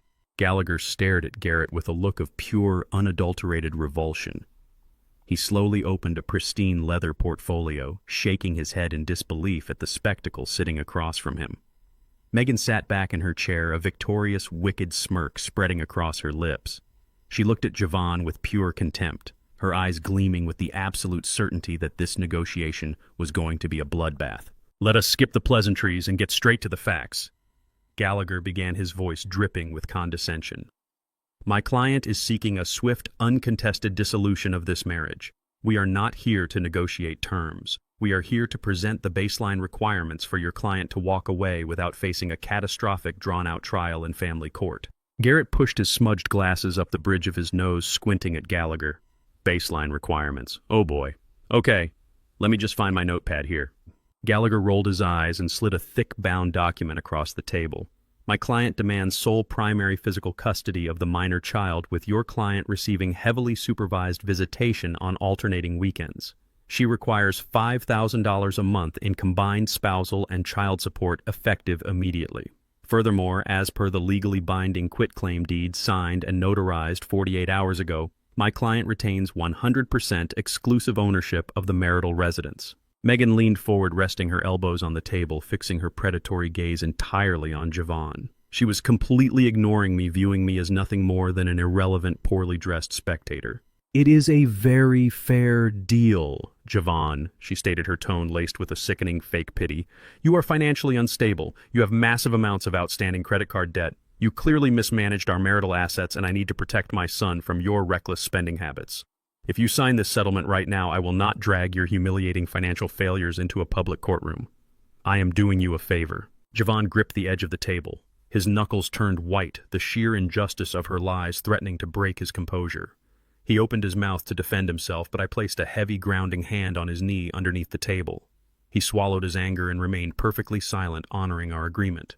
Garrett picked up the settlement document, holding it an inch away from his face. $5,000 a month. Wow. That is a lot of money. And you want him to take all the credit card debt, too. Gosh, I am not sure my client has the liquidity for that, Mr. Gallagher. Can we maybe talk about lowering the support payments?" "Absolutely not." Gallagher snapped, his patience entirely depleted by Garrett's pathetic performance. "These terms are non-negotiable. Your client signed away the house because he knew he was a financial liability. My client has the legal high ground on every single front.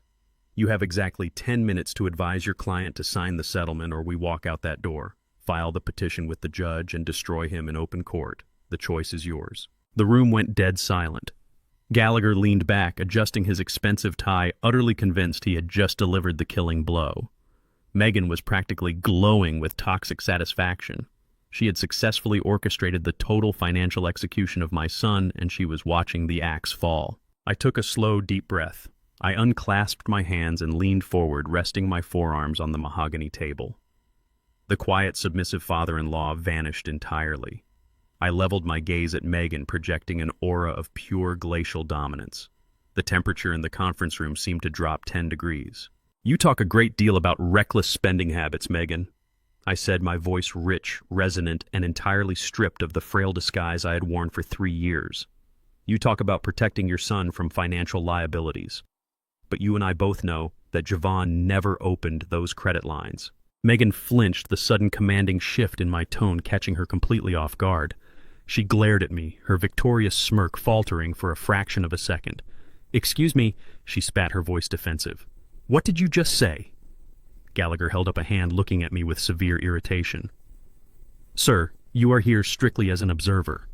If you interrupt this legal proceeding again, I will have security remove you from the building." Garrett let out a low, dark chuckle. The bumbling, incompetent strip mall lawyer routine evaporated in an instant. Garrett dropped the stained handkerchief on the table. He rolled his shoulders back, his posture shifting from a hunched, disorganized mess into the rigid, terrifying stance of a ruthless corporate litigator. "I do not think you will be calling security, Mr. Gallagher," Garrett stated, his voice now sharp, precise, and echoing with absolute legal authority. "In fact, I highly recommend you tell your client to shut her mouth and listen very carefully to what is about to happen in this room." Gallagher froze, thoroughly unnerved by the rapid, impossible transformation of the man sitting across from him. Garrett reached down to the floor, entirely ignoring his battered fake briefcase. He hauled a massive, heavy black binder onto the mahogany table. The binder landed with a deafening, authoritative slam that made Megan physically jump in her chair. Garrett flipped the binder open, revealing hundreds of pages of perfectly categorized financial records, bank statements, and legal decrees. He pulled out the quitclaim deed Vaughn and Megan had signed in the strip mall office, sliding it exactly into the center of the table. 2 days ago, my client transferred his sole ownership of the marital residence to your client, Garrett," began his words snapping like a whip. "Your client initiated this transfer under the guise of protecting the property from my client's outstanding debts that she claimed were destroying their financial stability." "That is correct," Gallagher interrupted, trying to regain control of the room. "The deed is signed, notarized, and legally binding. The property belongs entirely to her." Garrett smiled, a terrifying, predatory smile. "It is legally binding indeed. But I suggest you turn to page 4, section 7, paragraph 3, the indemnification and liability clause." Gallagher snatched the document from the center of the table, his eyes rapidly scanning the dense legal text. "I drafted that specific clause myself." Garrett continued, watching the color slowly drain from Gallagher's arrogant face. "It explicitly states that the transfer of the property is immediately and permanently voided if the transferee, your client, possessed any undisclosed encumbrances, hidden liabilities, or fraudulent debt attached to the transferor's name at the exact time of signing." Megan looked at Gallagher, genuine panic creeping into her voice. "What is he talking about? What does that mean?" "It means I intervened, staring directly into Megan's terrified eyes, that a trap was set for a thief and you walked right into it." Garrett pulled a thick stack of bank statements from the binder and threw them across the table. They scattered in front of Megan and her attorney. "These are the financial records for the second mortgage and the 5 high-limit credit cards sitting in my client's name," Garrett declared, raising his voice to dominate the room. "We have undeniable documented proof that my client never authorized these accounts. We have the IP addresses proving these accounts were opened from your client's corporate office computer. We have the routing numbers proving the equity from the house was funneled directly into a private offshore account solely owned by Megan." Gallagher dropped the quitclaim deed onto the table as if it were on fire. He stared at the bank statements, realizing the catastrophic legal nightmare his client had just dragged him into. "By signing that deed," Garrett concluded, leaning forward and resting his hands on the table, "your client legally confirmed she was acting in good faith. But because she actively hid over $100,000 in fraudulent, illegally obtained debt at the moment of signing, she triggered the poison pill clause." Megan was shaking. Her arrogant facade had been entirely shattered, replaced by the suffocating realization that she had been hopelessly outmaneuvered. "No," she gasped, pushing the bank statements away from her. "This is a lie. I did not do this. You cannot take the house from me." "We are not just taking the house, Megan," I said, my voice cold and merciless. "Read the rest of the clause." Gallagher read the final sentence of the paragraph, his voice barely a whisper. "In the event of a voided transfer due to undisclosed fraudulent liabilities, the transferee legally assumes 100% of the attached financial debt as a binding penalty." Garrett nodded sharply. "That is correct. The house legally reverts back to Vaughn immediately.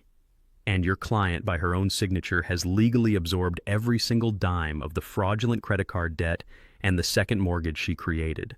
She owns nothing, and she owes everything." Megan let out a breathless, horrifying sound. She looked at the documents, then at her lawyer, and finally at Vaughn. She was trapped in a financial cage of her own making, crushed under the weight of a debt she could never repay.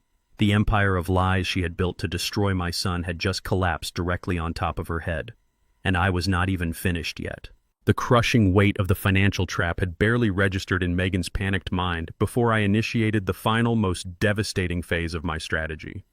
She sat frozen in her luxurious leather chair, staring at the bank statements that legally bound her to a mountain of fraudulent debt.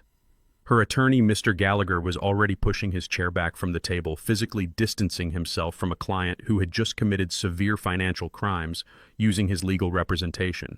I reached inside the breast pocket of my tailored suit jacket. My movements were slow and deliberate. I withdrew a single crisp sheet of paper folded perfectly in thirds. The room remained completely silent, the air thick with suffocating tension. I placed the paper on the polished mahogany surface and slid it directly across the table. It came to a stop right between Megan and Vaughn. "You thought you could blind my son with love while you robbed him blind," I stated, my voice echoing with a cold and lethal resonance. "You thought your lies were completely bulletproof, but liars always leave a trail. Read it, Vaughn." Vaughn leaned forward, his hands trembling slightly. He picked up the document.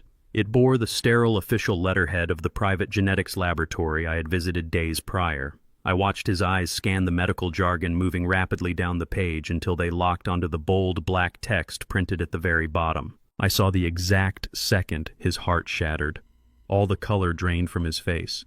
His breath hitched in his throat, a sharp and painful gasp that sounded like a man who had just been fatally wounded. He dropped the paper back onto the table as if it burned his skin. 0%. Vaughn whispered, his voice completely hollow, stripped of all emotion. "Probability of paternity is 0%. Megan lunged forward and snatched the paper. Her eyes darted wildly across the text. For a fraction of a second, raw terror seized her features. She knew exactly what she was looking at, but her survival instinct kicked in, triggering a frantic, unhinged denial. "This is fake," she screamed, slamming the paper down and pointing a shaking finger at me. "You forged this. You paid some shady clinic to print a fake document just to ruin my divorce settlement." "Vaughn, do not listen to him. He hates me. He has always hated me. He is trying to take your son away from you." Vaughn did not look at her. He stared straight ahead at the blank wall, his chest heaving as the absolute magnitude of her betrayal crushed the last remaining fragments of his delusion. Garrett did not give her a single second to breathe. He leaned across the table, his eyes locked onto Megan with the terrifying intensity of a predator smelling blood. "That document is a legally certified chain of custody DNA report," Garrett declared, his voice cutting through her hysterical screaming like a machete. "We already submitted a secondary copy directly to the family court judge presiding over this jurisdiction. You committed paternity fraud, Megan. You intentionally deceived my client into claiming legal and financial responsibility for a child fathered by your boss, Gregory Thorne." Gallagher let out a sharp curse under his breath. He aggressively shoved his legal pads into his leather briefcase, snapping the latches shut. He was a ruthless lawyer, but he was not a fool.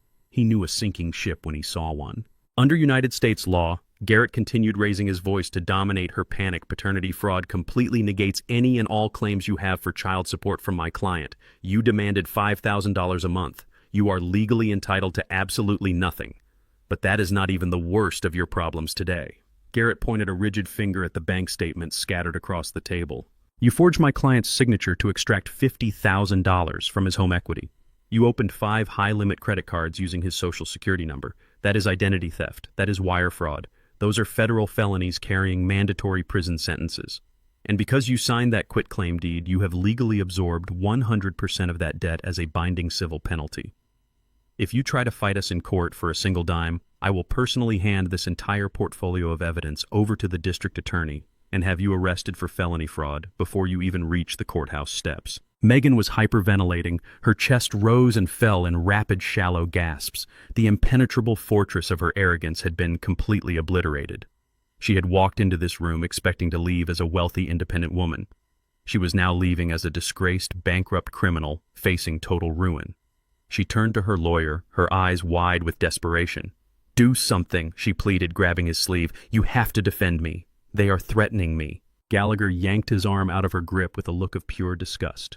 "I am withdrawing as your legal counsel effective immediately," he stated coldly. "You lied to my firm. You used my legal services to facilitate a fraudulent property transfer. You are entirely on your own."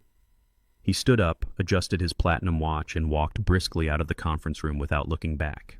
The heavy mahogany doors slammed shut behind him, sealing Megan's fate. She was completely isolated. The realization broke her. The sharp tailored blazer and the sleek hairstyle could no longer hide the terrified, defeated woman underneath. She turned her desperate gaze to the only person in the room who had ever shown her an ounce of genuine kindness. "Vaughn," she sobbed. her voice breaking into a pathetic, high-pitched whine.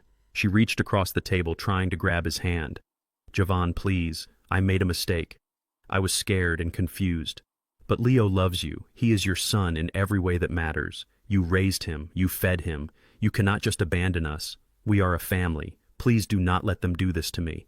I watched my son. This was the defining moment of his life. This was the moment he had to choose whether to remain a victim or stand up as a man. Vaughn slowly looked down at her hand resting on the table. He did not pull away immediately.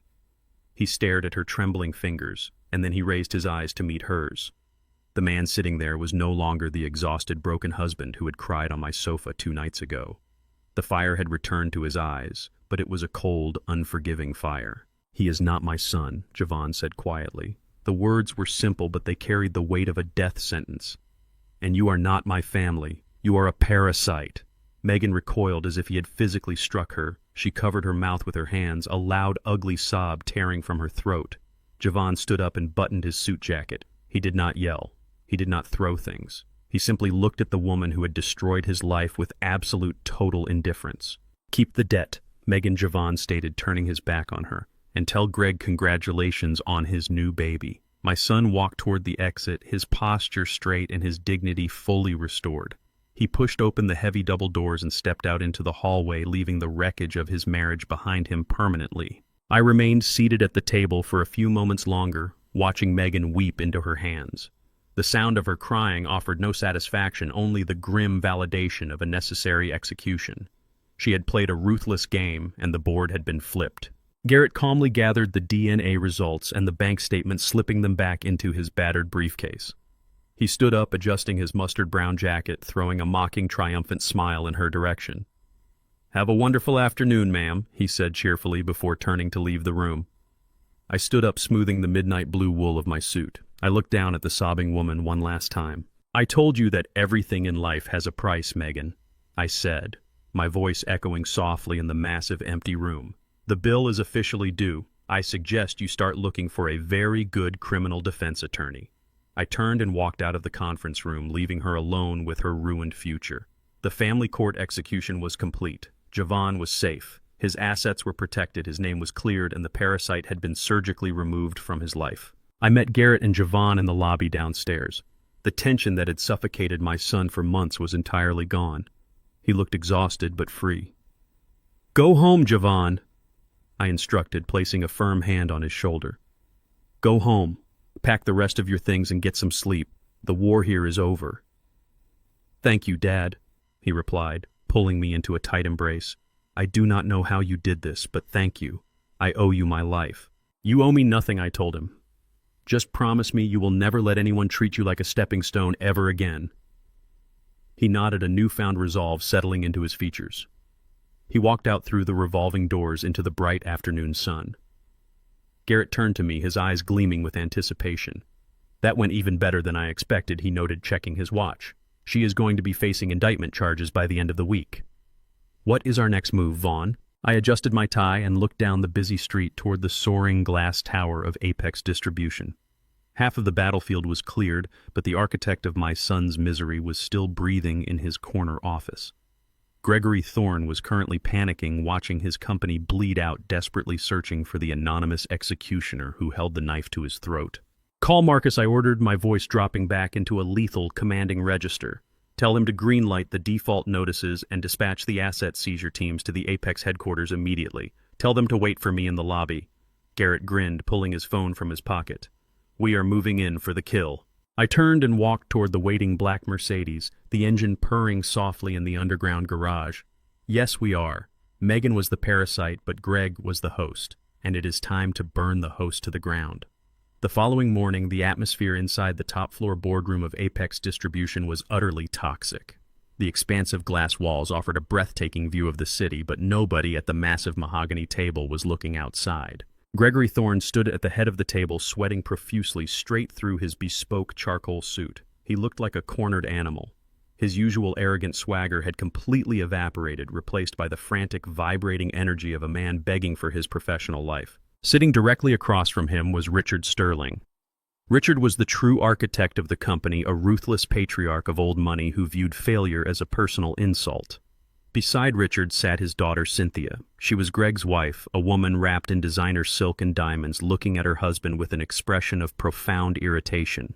"I am telling you, Richard, this is a temporary liquidity crisis," Greg pleaded, slamming his hands down on the table to emphasize his point. "The market shifted overnight. An anonymous holding company aggressively consolidated our short-term debt through shadow brokers. They triggered a default covenant we did not even know existed. I need a cash injection of $20 million by noon today, or they will initiate an immediate asset seizure." Richard did not move a single muscle. His eyes were cold and unblinking. "You have bankrupted my distribution network in less than 2 years, Gregory," Richard stated, his voice a low, dangerous rumble. "You leveraged my supply chains to fund your executive bonuses, and now you want me to write you a blank check to cover a catastrophic managerial failure." "It is a hostile takeover," Greg yelled, his voice cracking with desperation. "If you do not authorize the transfer, they are going to lock the doors and liquidate everything. We lose the entire company." Cynthia crossed her arms, glaring at her husband. "You are embarrassing yourself, Greg. My father gave you one simple job and you ruined it." Before Greg could formulate another pathetic excuse, the heavy frosted glass doors of the boardroom swung open with tremendous, violent force. The conversation died instantly. Every head in the room snapped toward the entrance. I walked into the boardroom. I was wearing the custom midnight blue Tom Ford suit, the fabric impeccable, radiating an aura of absolute, undeniable power. My posture was rigid, my expression carved from granite. I was flanked by Marcus, my chief investment director, and 2 terrifyingly stern corporate litigators carrying thick leather briefcases. Behind them stood 4 armed private security contractors blocking the exit. Greg froze. His mouth opened, but no sound came out. He blinked rapidly, his brain desperately trying to reconcile the image of the powerful commanding executive standing in his boardroom with the pathetic, grease-stained mechanic he had ordered thrown out of his lobby just days prior. "What is the meaning of this?" Richard Sterling demanded, standing up slowly, recognizing immediately that I was not a man who accidentally wandered into the wrong room. Greg finally found his voice. A mixture of absolute confusion and blistering rage twisted his face. "You!" Greg shouted, pointing a shaking finger at me. "You are Megan's father-in-law. You are the mechanic. Security, get this garbage out of my building right now." I did not even look at Greg. I dismissed his entire existence with a minor negligent wave of my hand, keeping my eyes locked firmly on Richard Sterling. "My name is Vaughn," I announced, my voice carrying the rich, heavy resonance of a man accustomed to giving orders that moved global markets. "I am the founder and majority shareholder of East Coast Freight Logistics, and as of yesterday morning, I am the anonymous majority debt holder of Apex Distribution." The silence that fell over the boardroom was absolute. The air felt heavy, suffocating. Marcus stepped forward, placing a stack of certified legal documents directly onto the polished table. "These are the finalized default notices and the federal asset seizure injunctions," Marcus stated smoothly. "Apex Distribution is officially in breach of its liquidity covenants. We are calling in the debt." Greg let out a loud, hysterical bark of laughter. The sheer panic had short-circuited his brain, forcing him into a state of total unhinged denial. "This is a joke," Greg gasped, looking wildly between his father-in-law and me. "Richard, do not listen to a word he says. This is an elaborate prank. This man is a broke mechanic. He drives a rusted pickup truck. He is just doing this because his son is going through a messy divorce with one of my sales managers. It is a pathetic revenge stunt." Richard looked at the documents on the table, examining the official federal stamps and the undeniably legitimate financial seals. He then looked at me, taking in the platinum cufflinks, the Patek Philippe watch, and the completely unshakable confidence radiating from my posture. Richard was a billionaire. He knew what real power looked like, and he knew Greg was lying. "Is this true?" Richard asked me directly, his voice tight with suppressed fury. "Do you hold the debt?" "I own every single outstanding promissory note this company has issued," I replied calmly. "Your son-in-law has driven your distribution network into a financial grave. He has over-leveraged your assets, mismanaged your logistics, and left you entirely exposed. I came here today to personally oversee the liquidation of this corporate branch." "You are lying!" Greg screamed, slamming his fists on the table, his face turning a blotchy, enraged purple. "You do not have that kind of money. You are a nobody. You are bluffing." I finally turned my gaze to Greg. I looked at him with the cold, detached interest of a scientist studying an insect right before stepping on it. "I told you that you were standing on my property, Greg," I said softly, the words slicing through his hysteria like a scalpel. But financial incompetence is not the only reason I decided to burn your company to the ground today. I snapped my fingers. Marcus immediately opened his leather briefcase. He pulled out a sleek black folder and handed it to me. I walked slowly toward the center of the table. Cynthia and Richard watched my every move with cautious, dread-filled anticipation. Greg backed away slightly, his bravado rapidly evaporating as he realized I was not bluffing. "You see, Richard," I continued, projecting my voice so every person in the room heard every single syllable clearly. "Your son-in-law has been very busy leveraging your family's money, but he has not been spending it on supply chain improvements. He has been spending it on luxury hotel suites, expensive dinners, and secret rendezvous with my daughter-in-law." Greg physically stumbled backward, hitting the edge of the presentation whiteboard. "Shut up!" Greg croaked, all the blood draining from his face. "Shut your mouth." I ignored him completely. I tossed the black folder onto the center of the mahogany table directly in front of Cynthia and Richard. The folder slid across the polished wood and flipped open. High-resolution, full-color photographs spilled out. There were pictures of Greg and Megan leaving the downtown law firm. There were crystal-clear shots of them sharing a passionate kiss on the balcony of a 4-star hotel. There were receipts for expensive jewelry and room service, all paid for with the corporate credit cards Richard Sterling had authorized. Cynthia picked up the photographs. Her hands began to shake violently. Her eyes darted from the glossy images of her husband holding another woman to Greg's terrified, pale face. "Cynthia," Greg pleaded, taking a desperate step toward his wife, holding his hands up in surrender. "Cynthia, please. It is a setup. Those are doctored photos. I swear to you, I have never seen that woman outside of the office." "Do not insult our intelligence," I interrupted smoothly, pulling the final, most devastating weapon from the inside pocket of my jacket. "Because the photos are just the prologue." I unfolded the certified document from the private genetics laboratory. I placed it gently on top of the scattered photographs right under Cynthia's trembling hands. "That is a legally certified chain of custody DNA report," I announced, letting the sheer brutality of the revelation sink into the room. "It confirms that my son is not the biological father of Megan's 6-month-old child. The genetic markers match the paternal bloodline of Gregory Thorne. Your husband did not just have an affair, Cynthia. He fathered a child with his subordinate, and he has been using your family wealth to fund her legal efforts to steal my son's house." The boardroom erupted into absolute chaos. Cynthia let out a visceral, piercing scream of pure agony and rage. She grabbed the heavy glass water pitcher from the center of the table and hurled it directly at Greg's head. The pitcher shattered violently against the whiteboard behind him, showering him in water and sharp shards of glass. "You disgusting, pathetic parasite!" Cynthia shrieked, launching herself across the table, her perfectly manicured nails curled into claws. "You got your cheap secretary pregnant while living in my house. You spent my money on her." Richard Sterling grabbed his daughter by the arm, pulling her back before she could physically tear her husband apart. Richard's face had transformed into a mask of terrifying, murderous fury. He looked at Greg not as a son-in-law, but as a fatal disease that needed to be instantly eradicated.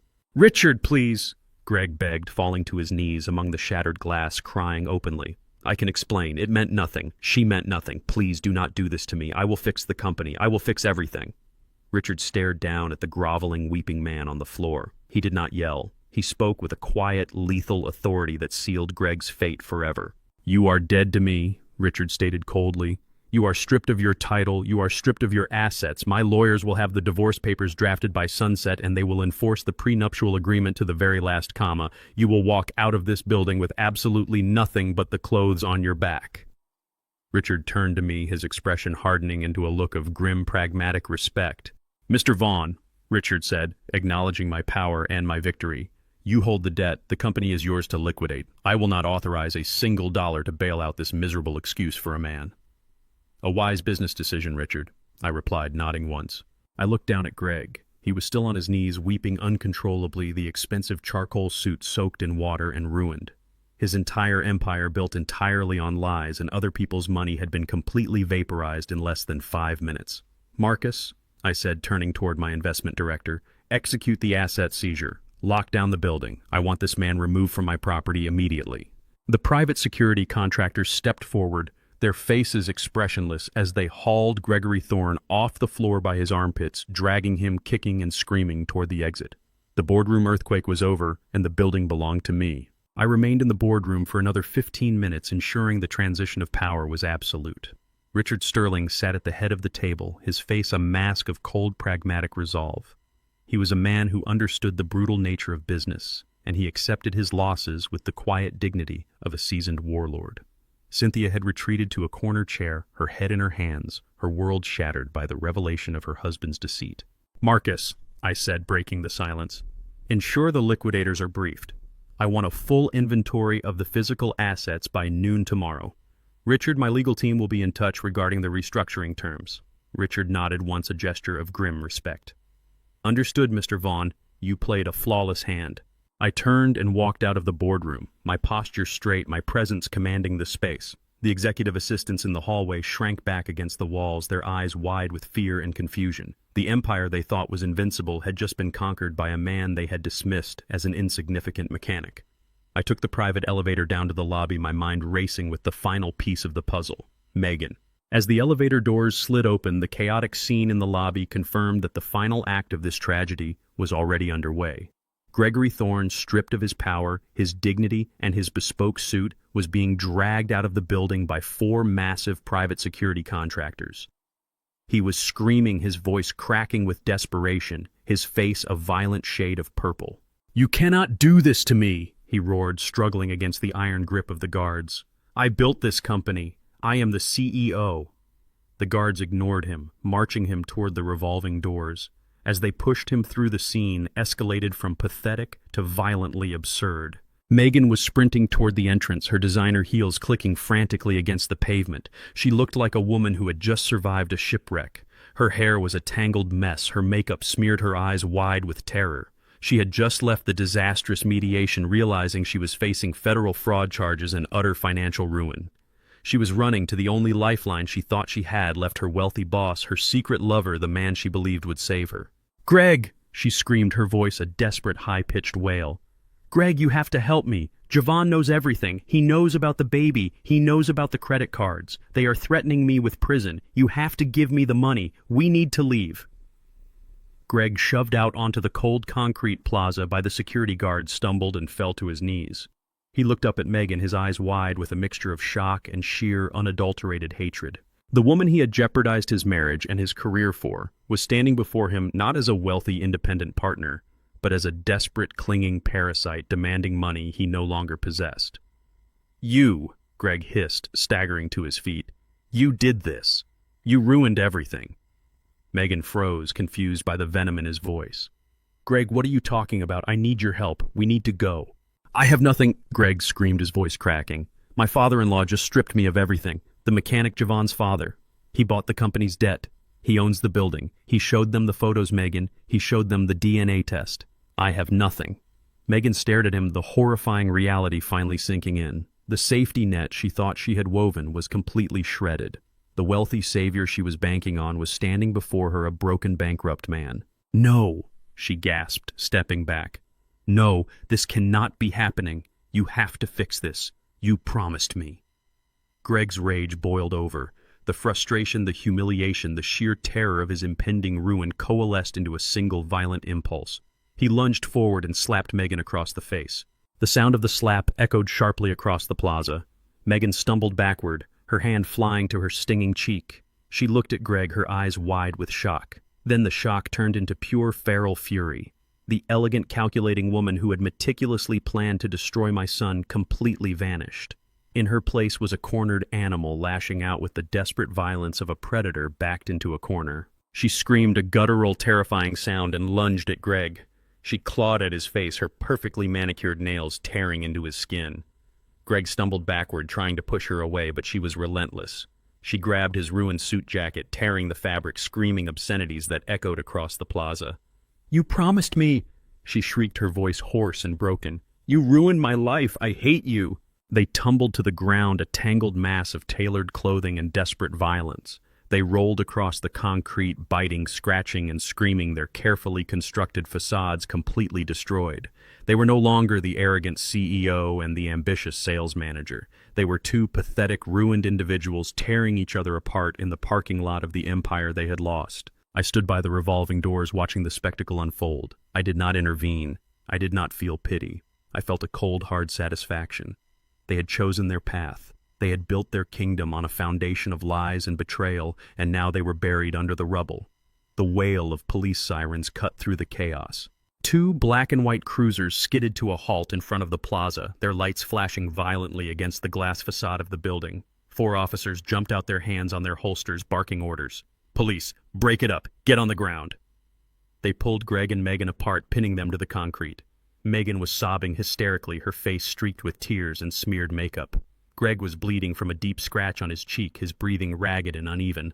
An officer stepped forward, pulling a pair of handcuffs from his belt. "Megan Thorne," he announced, his voice carrying the cold authority of the law. "You are under arrest for felony identity theft, wire fraud, and grand larceny. You have the right to remain silent." Megan screamed as the cuffs clicked shut around her wrists. She thrashed against the officers, her eyes darting wildly across the plaza until they locked onto me. I was standing just inside the lobby, the glass doors separating me from the chaos. I was no longer the hunched, defeated mechanic. I was a man of immense power watching the execution I had orchestrated. "Vaughn," Megan screamed, her voice a desperate, ragged plea. "Vaughn, please, you cannot let them do this. I am Leo's mother, please." I did not flinch. I did not offer a single word of comfort or mercy. I simply looked at her with the cold, detached gaze of a man who had already moved on. I turned away from the glass doors and walked toward the private elevator. I rode it up to the 10th floor, stepping into the luxurious executive suite that now belonged to me. I walked over to the massive floor-to-ceiling window that overlooked the plaza. I watched as the police officers shoved Megan into the back of a cruiser. I watched as Greg sat on the curb, his head in his hands, surrounded by the wreckage of his life. I walked over to the executive bar and poured myself a cup of black coffee. The rich, bitter aroma filled the room. I walked back to the window, the warm mug in my hand, and looked down at the city. The war was over. The parasites had been eradicated. The empire was secure. I took a slow sip of the coffee, letting the dark, bold flavor wash over my tongue. It tasted like victory. It tasted like absolute, uncompromising justice. I drove Vaughn back to my house in absolute silence. The adrenaline of the mediation and the brutal revelations had completely drained him. He walked through my front door looking smaller than he ever had and collapsed onto the worn sofa in my living room. He stared at the faded rug, his eyes vacant, completely shattered by the absolute destruction of the life he thought he was building. I did not offer him a platitude. I did not tell him that time heals all wounds, or that everything happens for a reason. I walked into my home office and unlocked the heavy iron safe hidden beneath the floorboards. I pulled out a thick leather-bound portfolio containing the Master Deeds Incorporation papers and consolidated financial statements for East Coast Freight Logistics. I returned to the living room and dropped the heavy portfolio onto the coffee table right in front of him. The thud made him jump slightly. "Open it!" I commanded, my voice devoid of any warmth, sharp and instructional. Vaughn blinked, his exhaustion momentarily breaking as he looked from me to the portfolio. He leaned forward, his hands trembling slightly, and flipped the heavy leather cover open. I watched his eyes scan the first page. It was a consolidated summary of assets. I watched his gaze jump to the corporate seals, the staggering net worth figures, and finally to the primary shareholder listed at the very bottom, Vaughn. Vaughn stopped breathing. He flipped to the next page, then the next. He looked at the lists of distribution centers, the fleets of transport trucks, the massive multi-million-dollar contracts with international vendors. He slowly closed the portfolio, his hands shaking violently now. He looked up at me, his eyes wide, struggling to process the colossal reality sitting on the table. "Dad," he whispered, his voice cracking. This is an empire. You own an empire." "I built an empire," I corrected him firmly, taking a seat across from him. "I built it quietly, meticulously, and relentlessly. I built it while you were growing up, and I hid it from you when you started chasing the illusion of wealth." "But why?" Vaughn asked, a desperate, confused plea escaping his lips. "Why did you pretend to be a broke mechanic? Why did you let me struggle? I worked myself to death to buy a house that Megan stole to pay for credit cards she maxed out. If you had known, you would have been exactly the kind of man Megan wanted." I interrupted, my words slicing through his confusion. "You would have been a soft, entitled heir. You would have used my money to buy her loyalty, to fund her superficial lifestyle, and you would have been discarded the exact same way Greg is being discarded right now." Vaughn flinched as if I had struck him. He looked down at the floor, the truth of my words crushing his last remaining defenses. "I watched you, Vaughn," I continued, my voice steady, unyielding. I watched you sacrifice your dignity to keep a woman who openly disrespected you. You equated providing with bowing down. You thought that if you just worked harder, if you just bought her one more designer bag, she would finally value you. You spent your life seeking validation from a predator, and you ignored the reality standing right in front of you. Tears finally broke through, streaming down his face as the profound realization of his blindness hit him. She played me dad. He sobbed, the sound raw and agonizing. She played me from the very beginning. The baby. Leo. He is not even mine. I loved him. I loved him so much. I know, I said softly, the only moment of gentle, fatherly compassion I allowed. And grieving that loss is going to be the hardest thing you ever do. But you will grieve as a free man, not as a hostage. Vaughn wiped his eyes aggressively, trying to compose himself. He looked at the portfolio on the table, a glimmer of desperate hope sparking in his tired eyes. So what happens now? He asked, his voice shaking. Do I work for you? Do I run the company? I leaned back in my chair, folding my hands together. I looked at my son, assessing the fragile, broken man sitting before me. He was waiting for the golden ticket. He was waiting for me to hand him the keys to the kingdom, to instantly erase his pain with a corporate title and a massive salary. No, I stated flatly. Vaughn blinked, the hope instantly evaporating. No. You are in massive, crushing debt, I reminded him coldly. You have no assets. You have a ruined credit score. If I hand you an executive position right now, you will learn absolutely nothing. You will take the money, pay off the debts Megan left you, and you will continue to be a soft man who relies on someone else to save him. Vaughn stared at me, completely stunned. Dad, I have nothing. I am starting from zero. Good, I replied, leaning forward, again my eyes locking onto his with terrifying intensity. Zero is exactly where you build from. I reached into my pocket and pulled out a single plain business card. I placed it on the portfolio. That is the address for my primary shipping dock on the south side of the city, I instructed. You report there at 5 o'clock on Monday morning. You will be working as a junior logistics coordinator. You will be managing the loading manifests, checking inventory, and dealing directly with the truck drivers. Vaughn stared at the card. A junior coordinator, on the docks. Dad, I was a mid-level sales director. You were a glorified salesman who let his wife steal his house, I corrected sharply. You do not know how to manage people, and you do not know how to manage assets. If you want a place in my empire, you are going to learn how it breathes, how it sweats, and how it breaks. I stood up, signaling that the conversation was over. You will earn a standard salary. You will rent a small apartment. You will slowly, painfully pay off the debts you allowed Megan to incur. And if you show me that you have developed a spine, if you show me that you can command respect without buying it, then we will talk about your future. Vaughn picked up the business card. He looked at the plain black text, then up at me. The resentment and confusion were fading, replaced by a slow, hardening realization. He was finally understanding the harsh, uncompromising reality I was forcing him to face. To be a king, Vaughn, I said, my voice low and absolute, you must first learn how to haul the trash. Welcome to the real world. Exactly 365 days have passed since Vaughn walked out of my living room clutching that plain black business card. A year is a remarkably short amount of time, yet it is entirely sufficient to burn a man to the ground and forge him anew. Vaughn did not quit. He reported to the shipping docks the very next Monday at 5 in the morning, standing in the freezing rain while seasoned foremen yelled orders at him.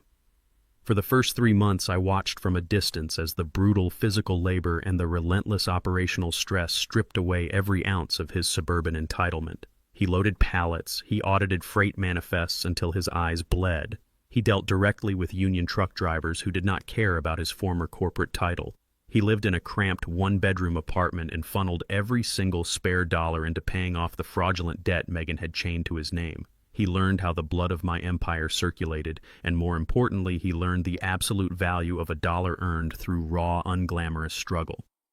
The soft, compliant husband who let a predator steal his home died on those docks. In his place, a sharp, uncompromising operator was born.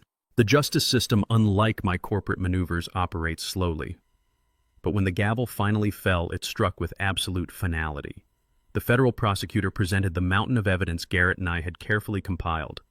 The digital footprint of the forged mortgage, the unauthorized credit lines, and the staggering financial deception left Megan with absolutely no room to negotiate. There was no leniency for a woman who had weaponized her marriage to commit federal crimes. Megan is currently residing in a federal correctional facility in upstate New York. She is serving a mandatory 2-year sentence for identity theft and wire fraud. The tailored blazers and the arrogant, untouchable smirk have been permanently replaced by a standard-issue uniform and the crushing, monotonous reality of a 6x8 cell. Gregory Thorne experienced a descent that was infinitely more poetic. Richard Sterling kept his word, enforcing the prenuptial agreement with terrifying precision.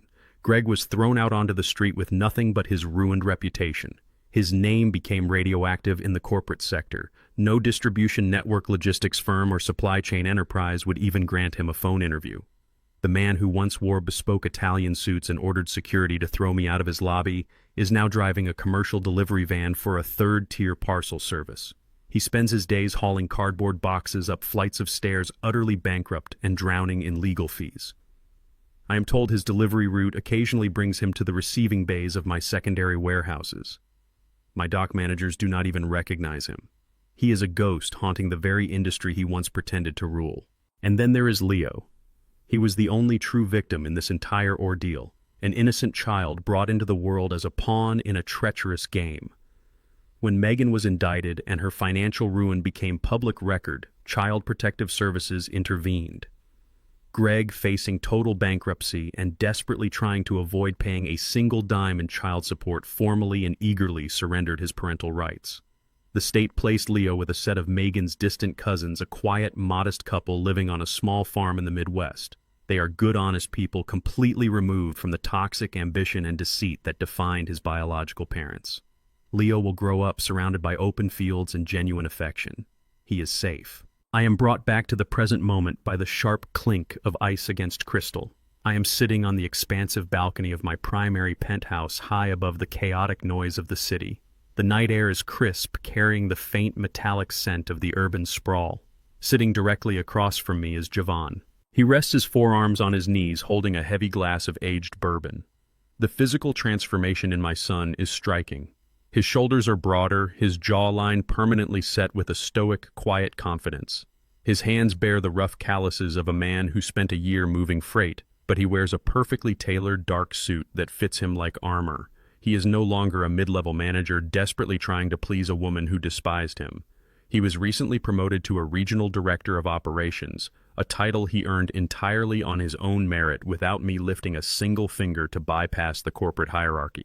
Vaughn takes a slow sip of the bourbon, letting the amber liquid burn down his throat. He looks out at the sprawling, illuminated grid of the city, watching the thousands of headlights flowing through the concrete arteries of my logistics network.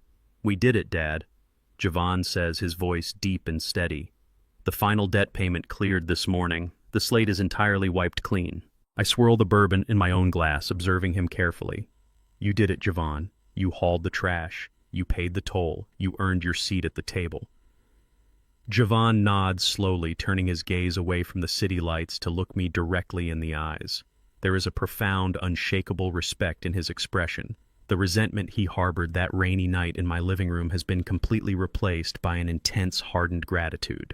"I would have died a slave to her if you had not stepped in." Vaughn states, his words carrying the heavy weight of absolute truth. "I thought you were punishing me when you sent me to the docks. I see now that you were saving my life." I raise my glass slightly in a silent, acknowledging toast. "A king who does not know how to bleed for his kingdom will inevitably lose it to a peasant who does," I reply. "You know how to bleed now." Vaughn smiles a sharp, knowing smile. He taps his glass against mine. The crystal rings out into the cool night air, a clear, definitive sound of victory. He leans back in his chair, taking another sip of his drink, perfectly at peace with the man he has become and the empire he is learning to command. I turn my head, looking out over the sprawling metropolis. The towering skyscrapers pierce the night sky, monuments to ambition, power, and the endless pursuit of supremacy. Somewhere down in those dark, winding streets, Greg is likely finishing a grueling 12-hour delivery shift. Somewhere miles away, Megan is locked in a concrete cell, staring at a cinder block wall. They played a ruthless game of deception, relying entirely on the assumption that kindness equated to weakness. They assumed they were untouchable predators operating in a world of defenseless prey. They were wrong. I take a final slow sip of the bourbon. The cold night wind sweeps across the balcony, tugging at the lapels of my suit. Money doesn't buy dignity, but it is the ultimate tool to strip the mask off those who have none. I am Vaughn, and I am nobody's stepping stone. The greatest lesson this ordeal taught me is that true protection is not shielding your loved ones from hardship. It is allowing them to face the harsh consequences of their choices so they can forge genuine resilience. Wealth can easily cushion a fall, but character is only built in the dirt. If I had simply paid my son out of his debts, he would have remained a hostage to his own entitlement and a perpetual victim of manipulation. Sometimes the most profound act of love a parent can offer is stepping back and letting the fire burn away the weakness. If this story resonated with you, please hit the like button, subscribe to the channel, and share your own experiences of setting hard boundaries in the comments below.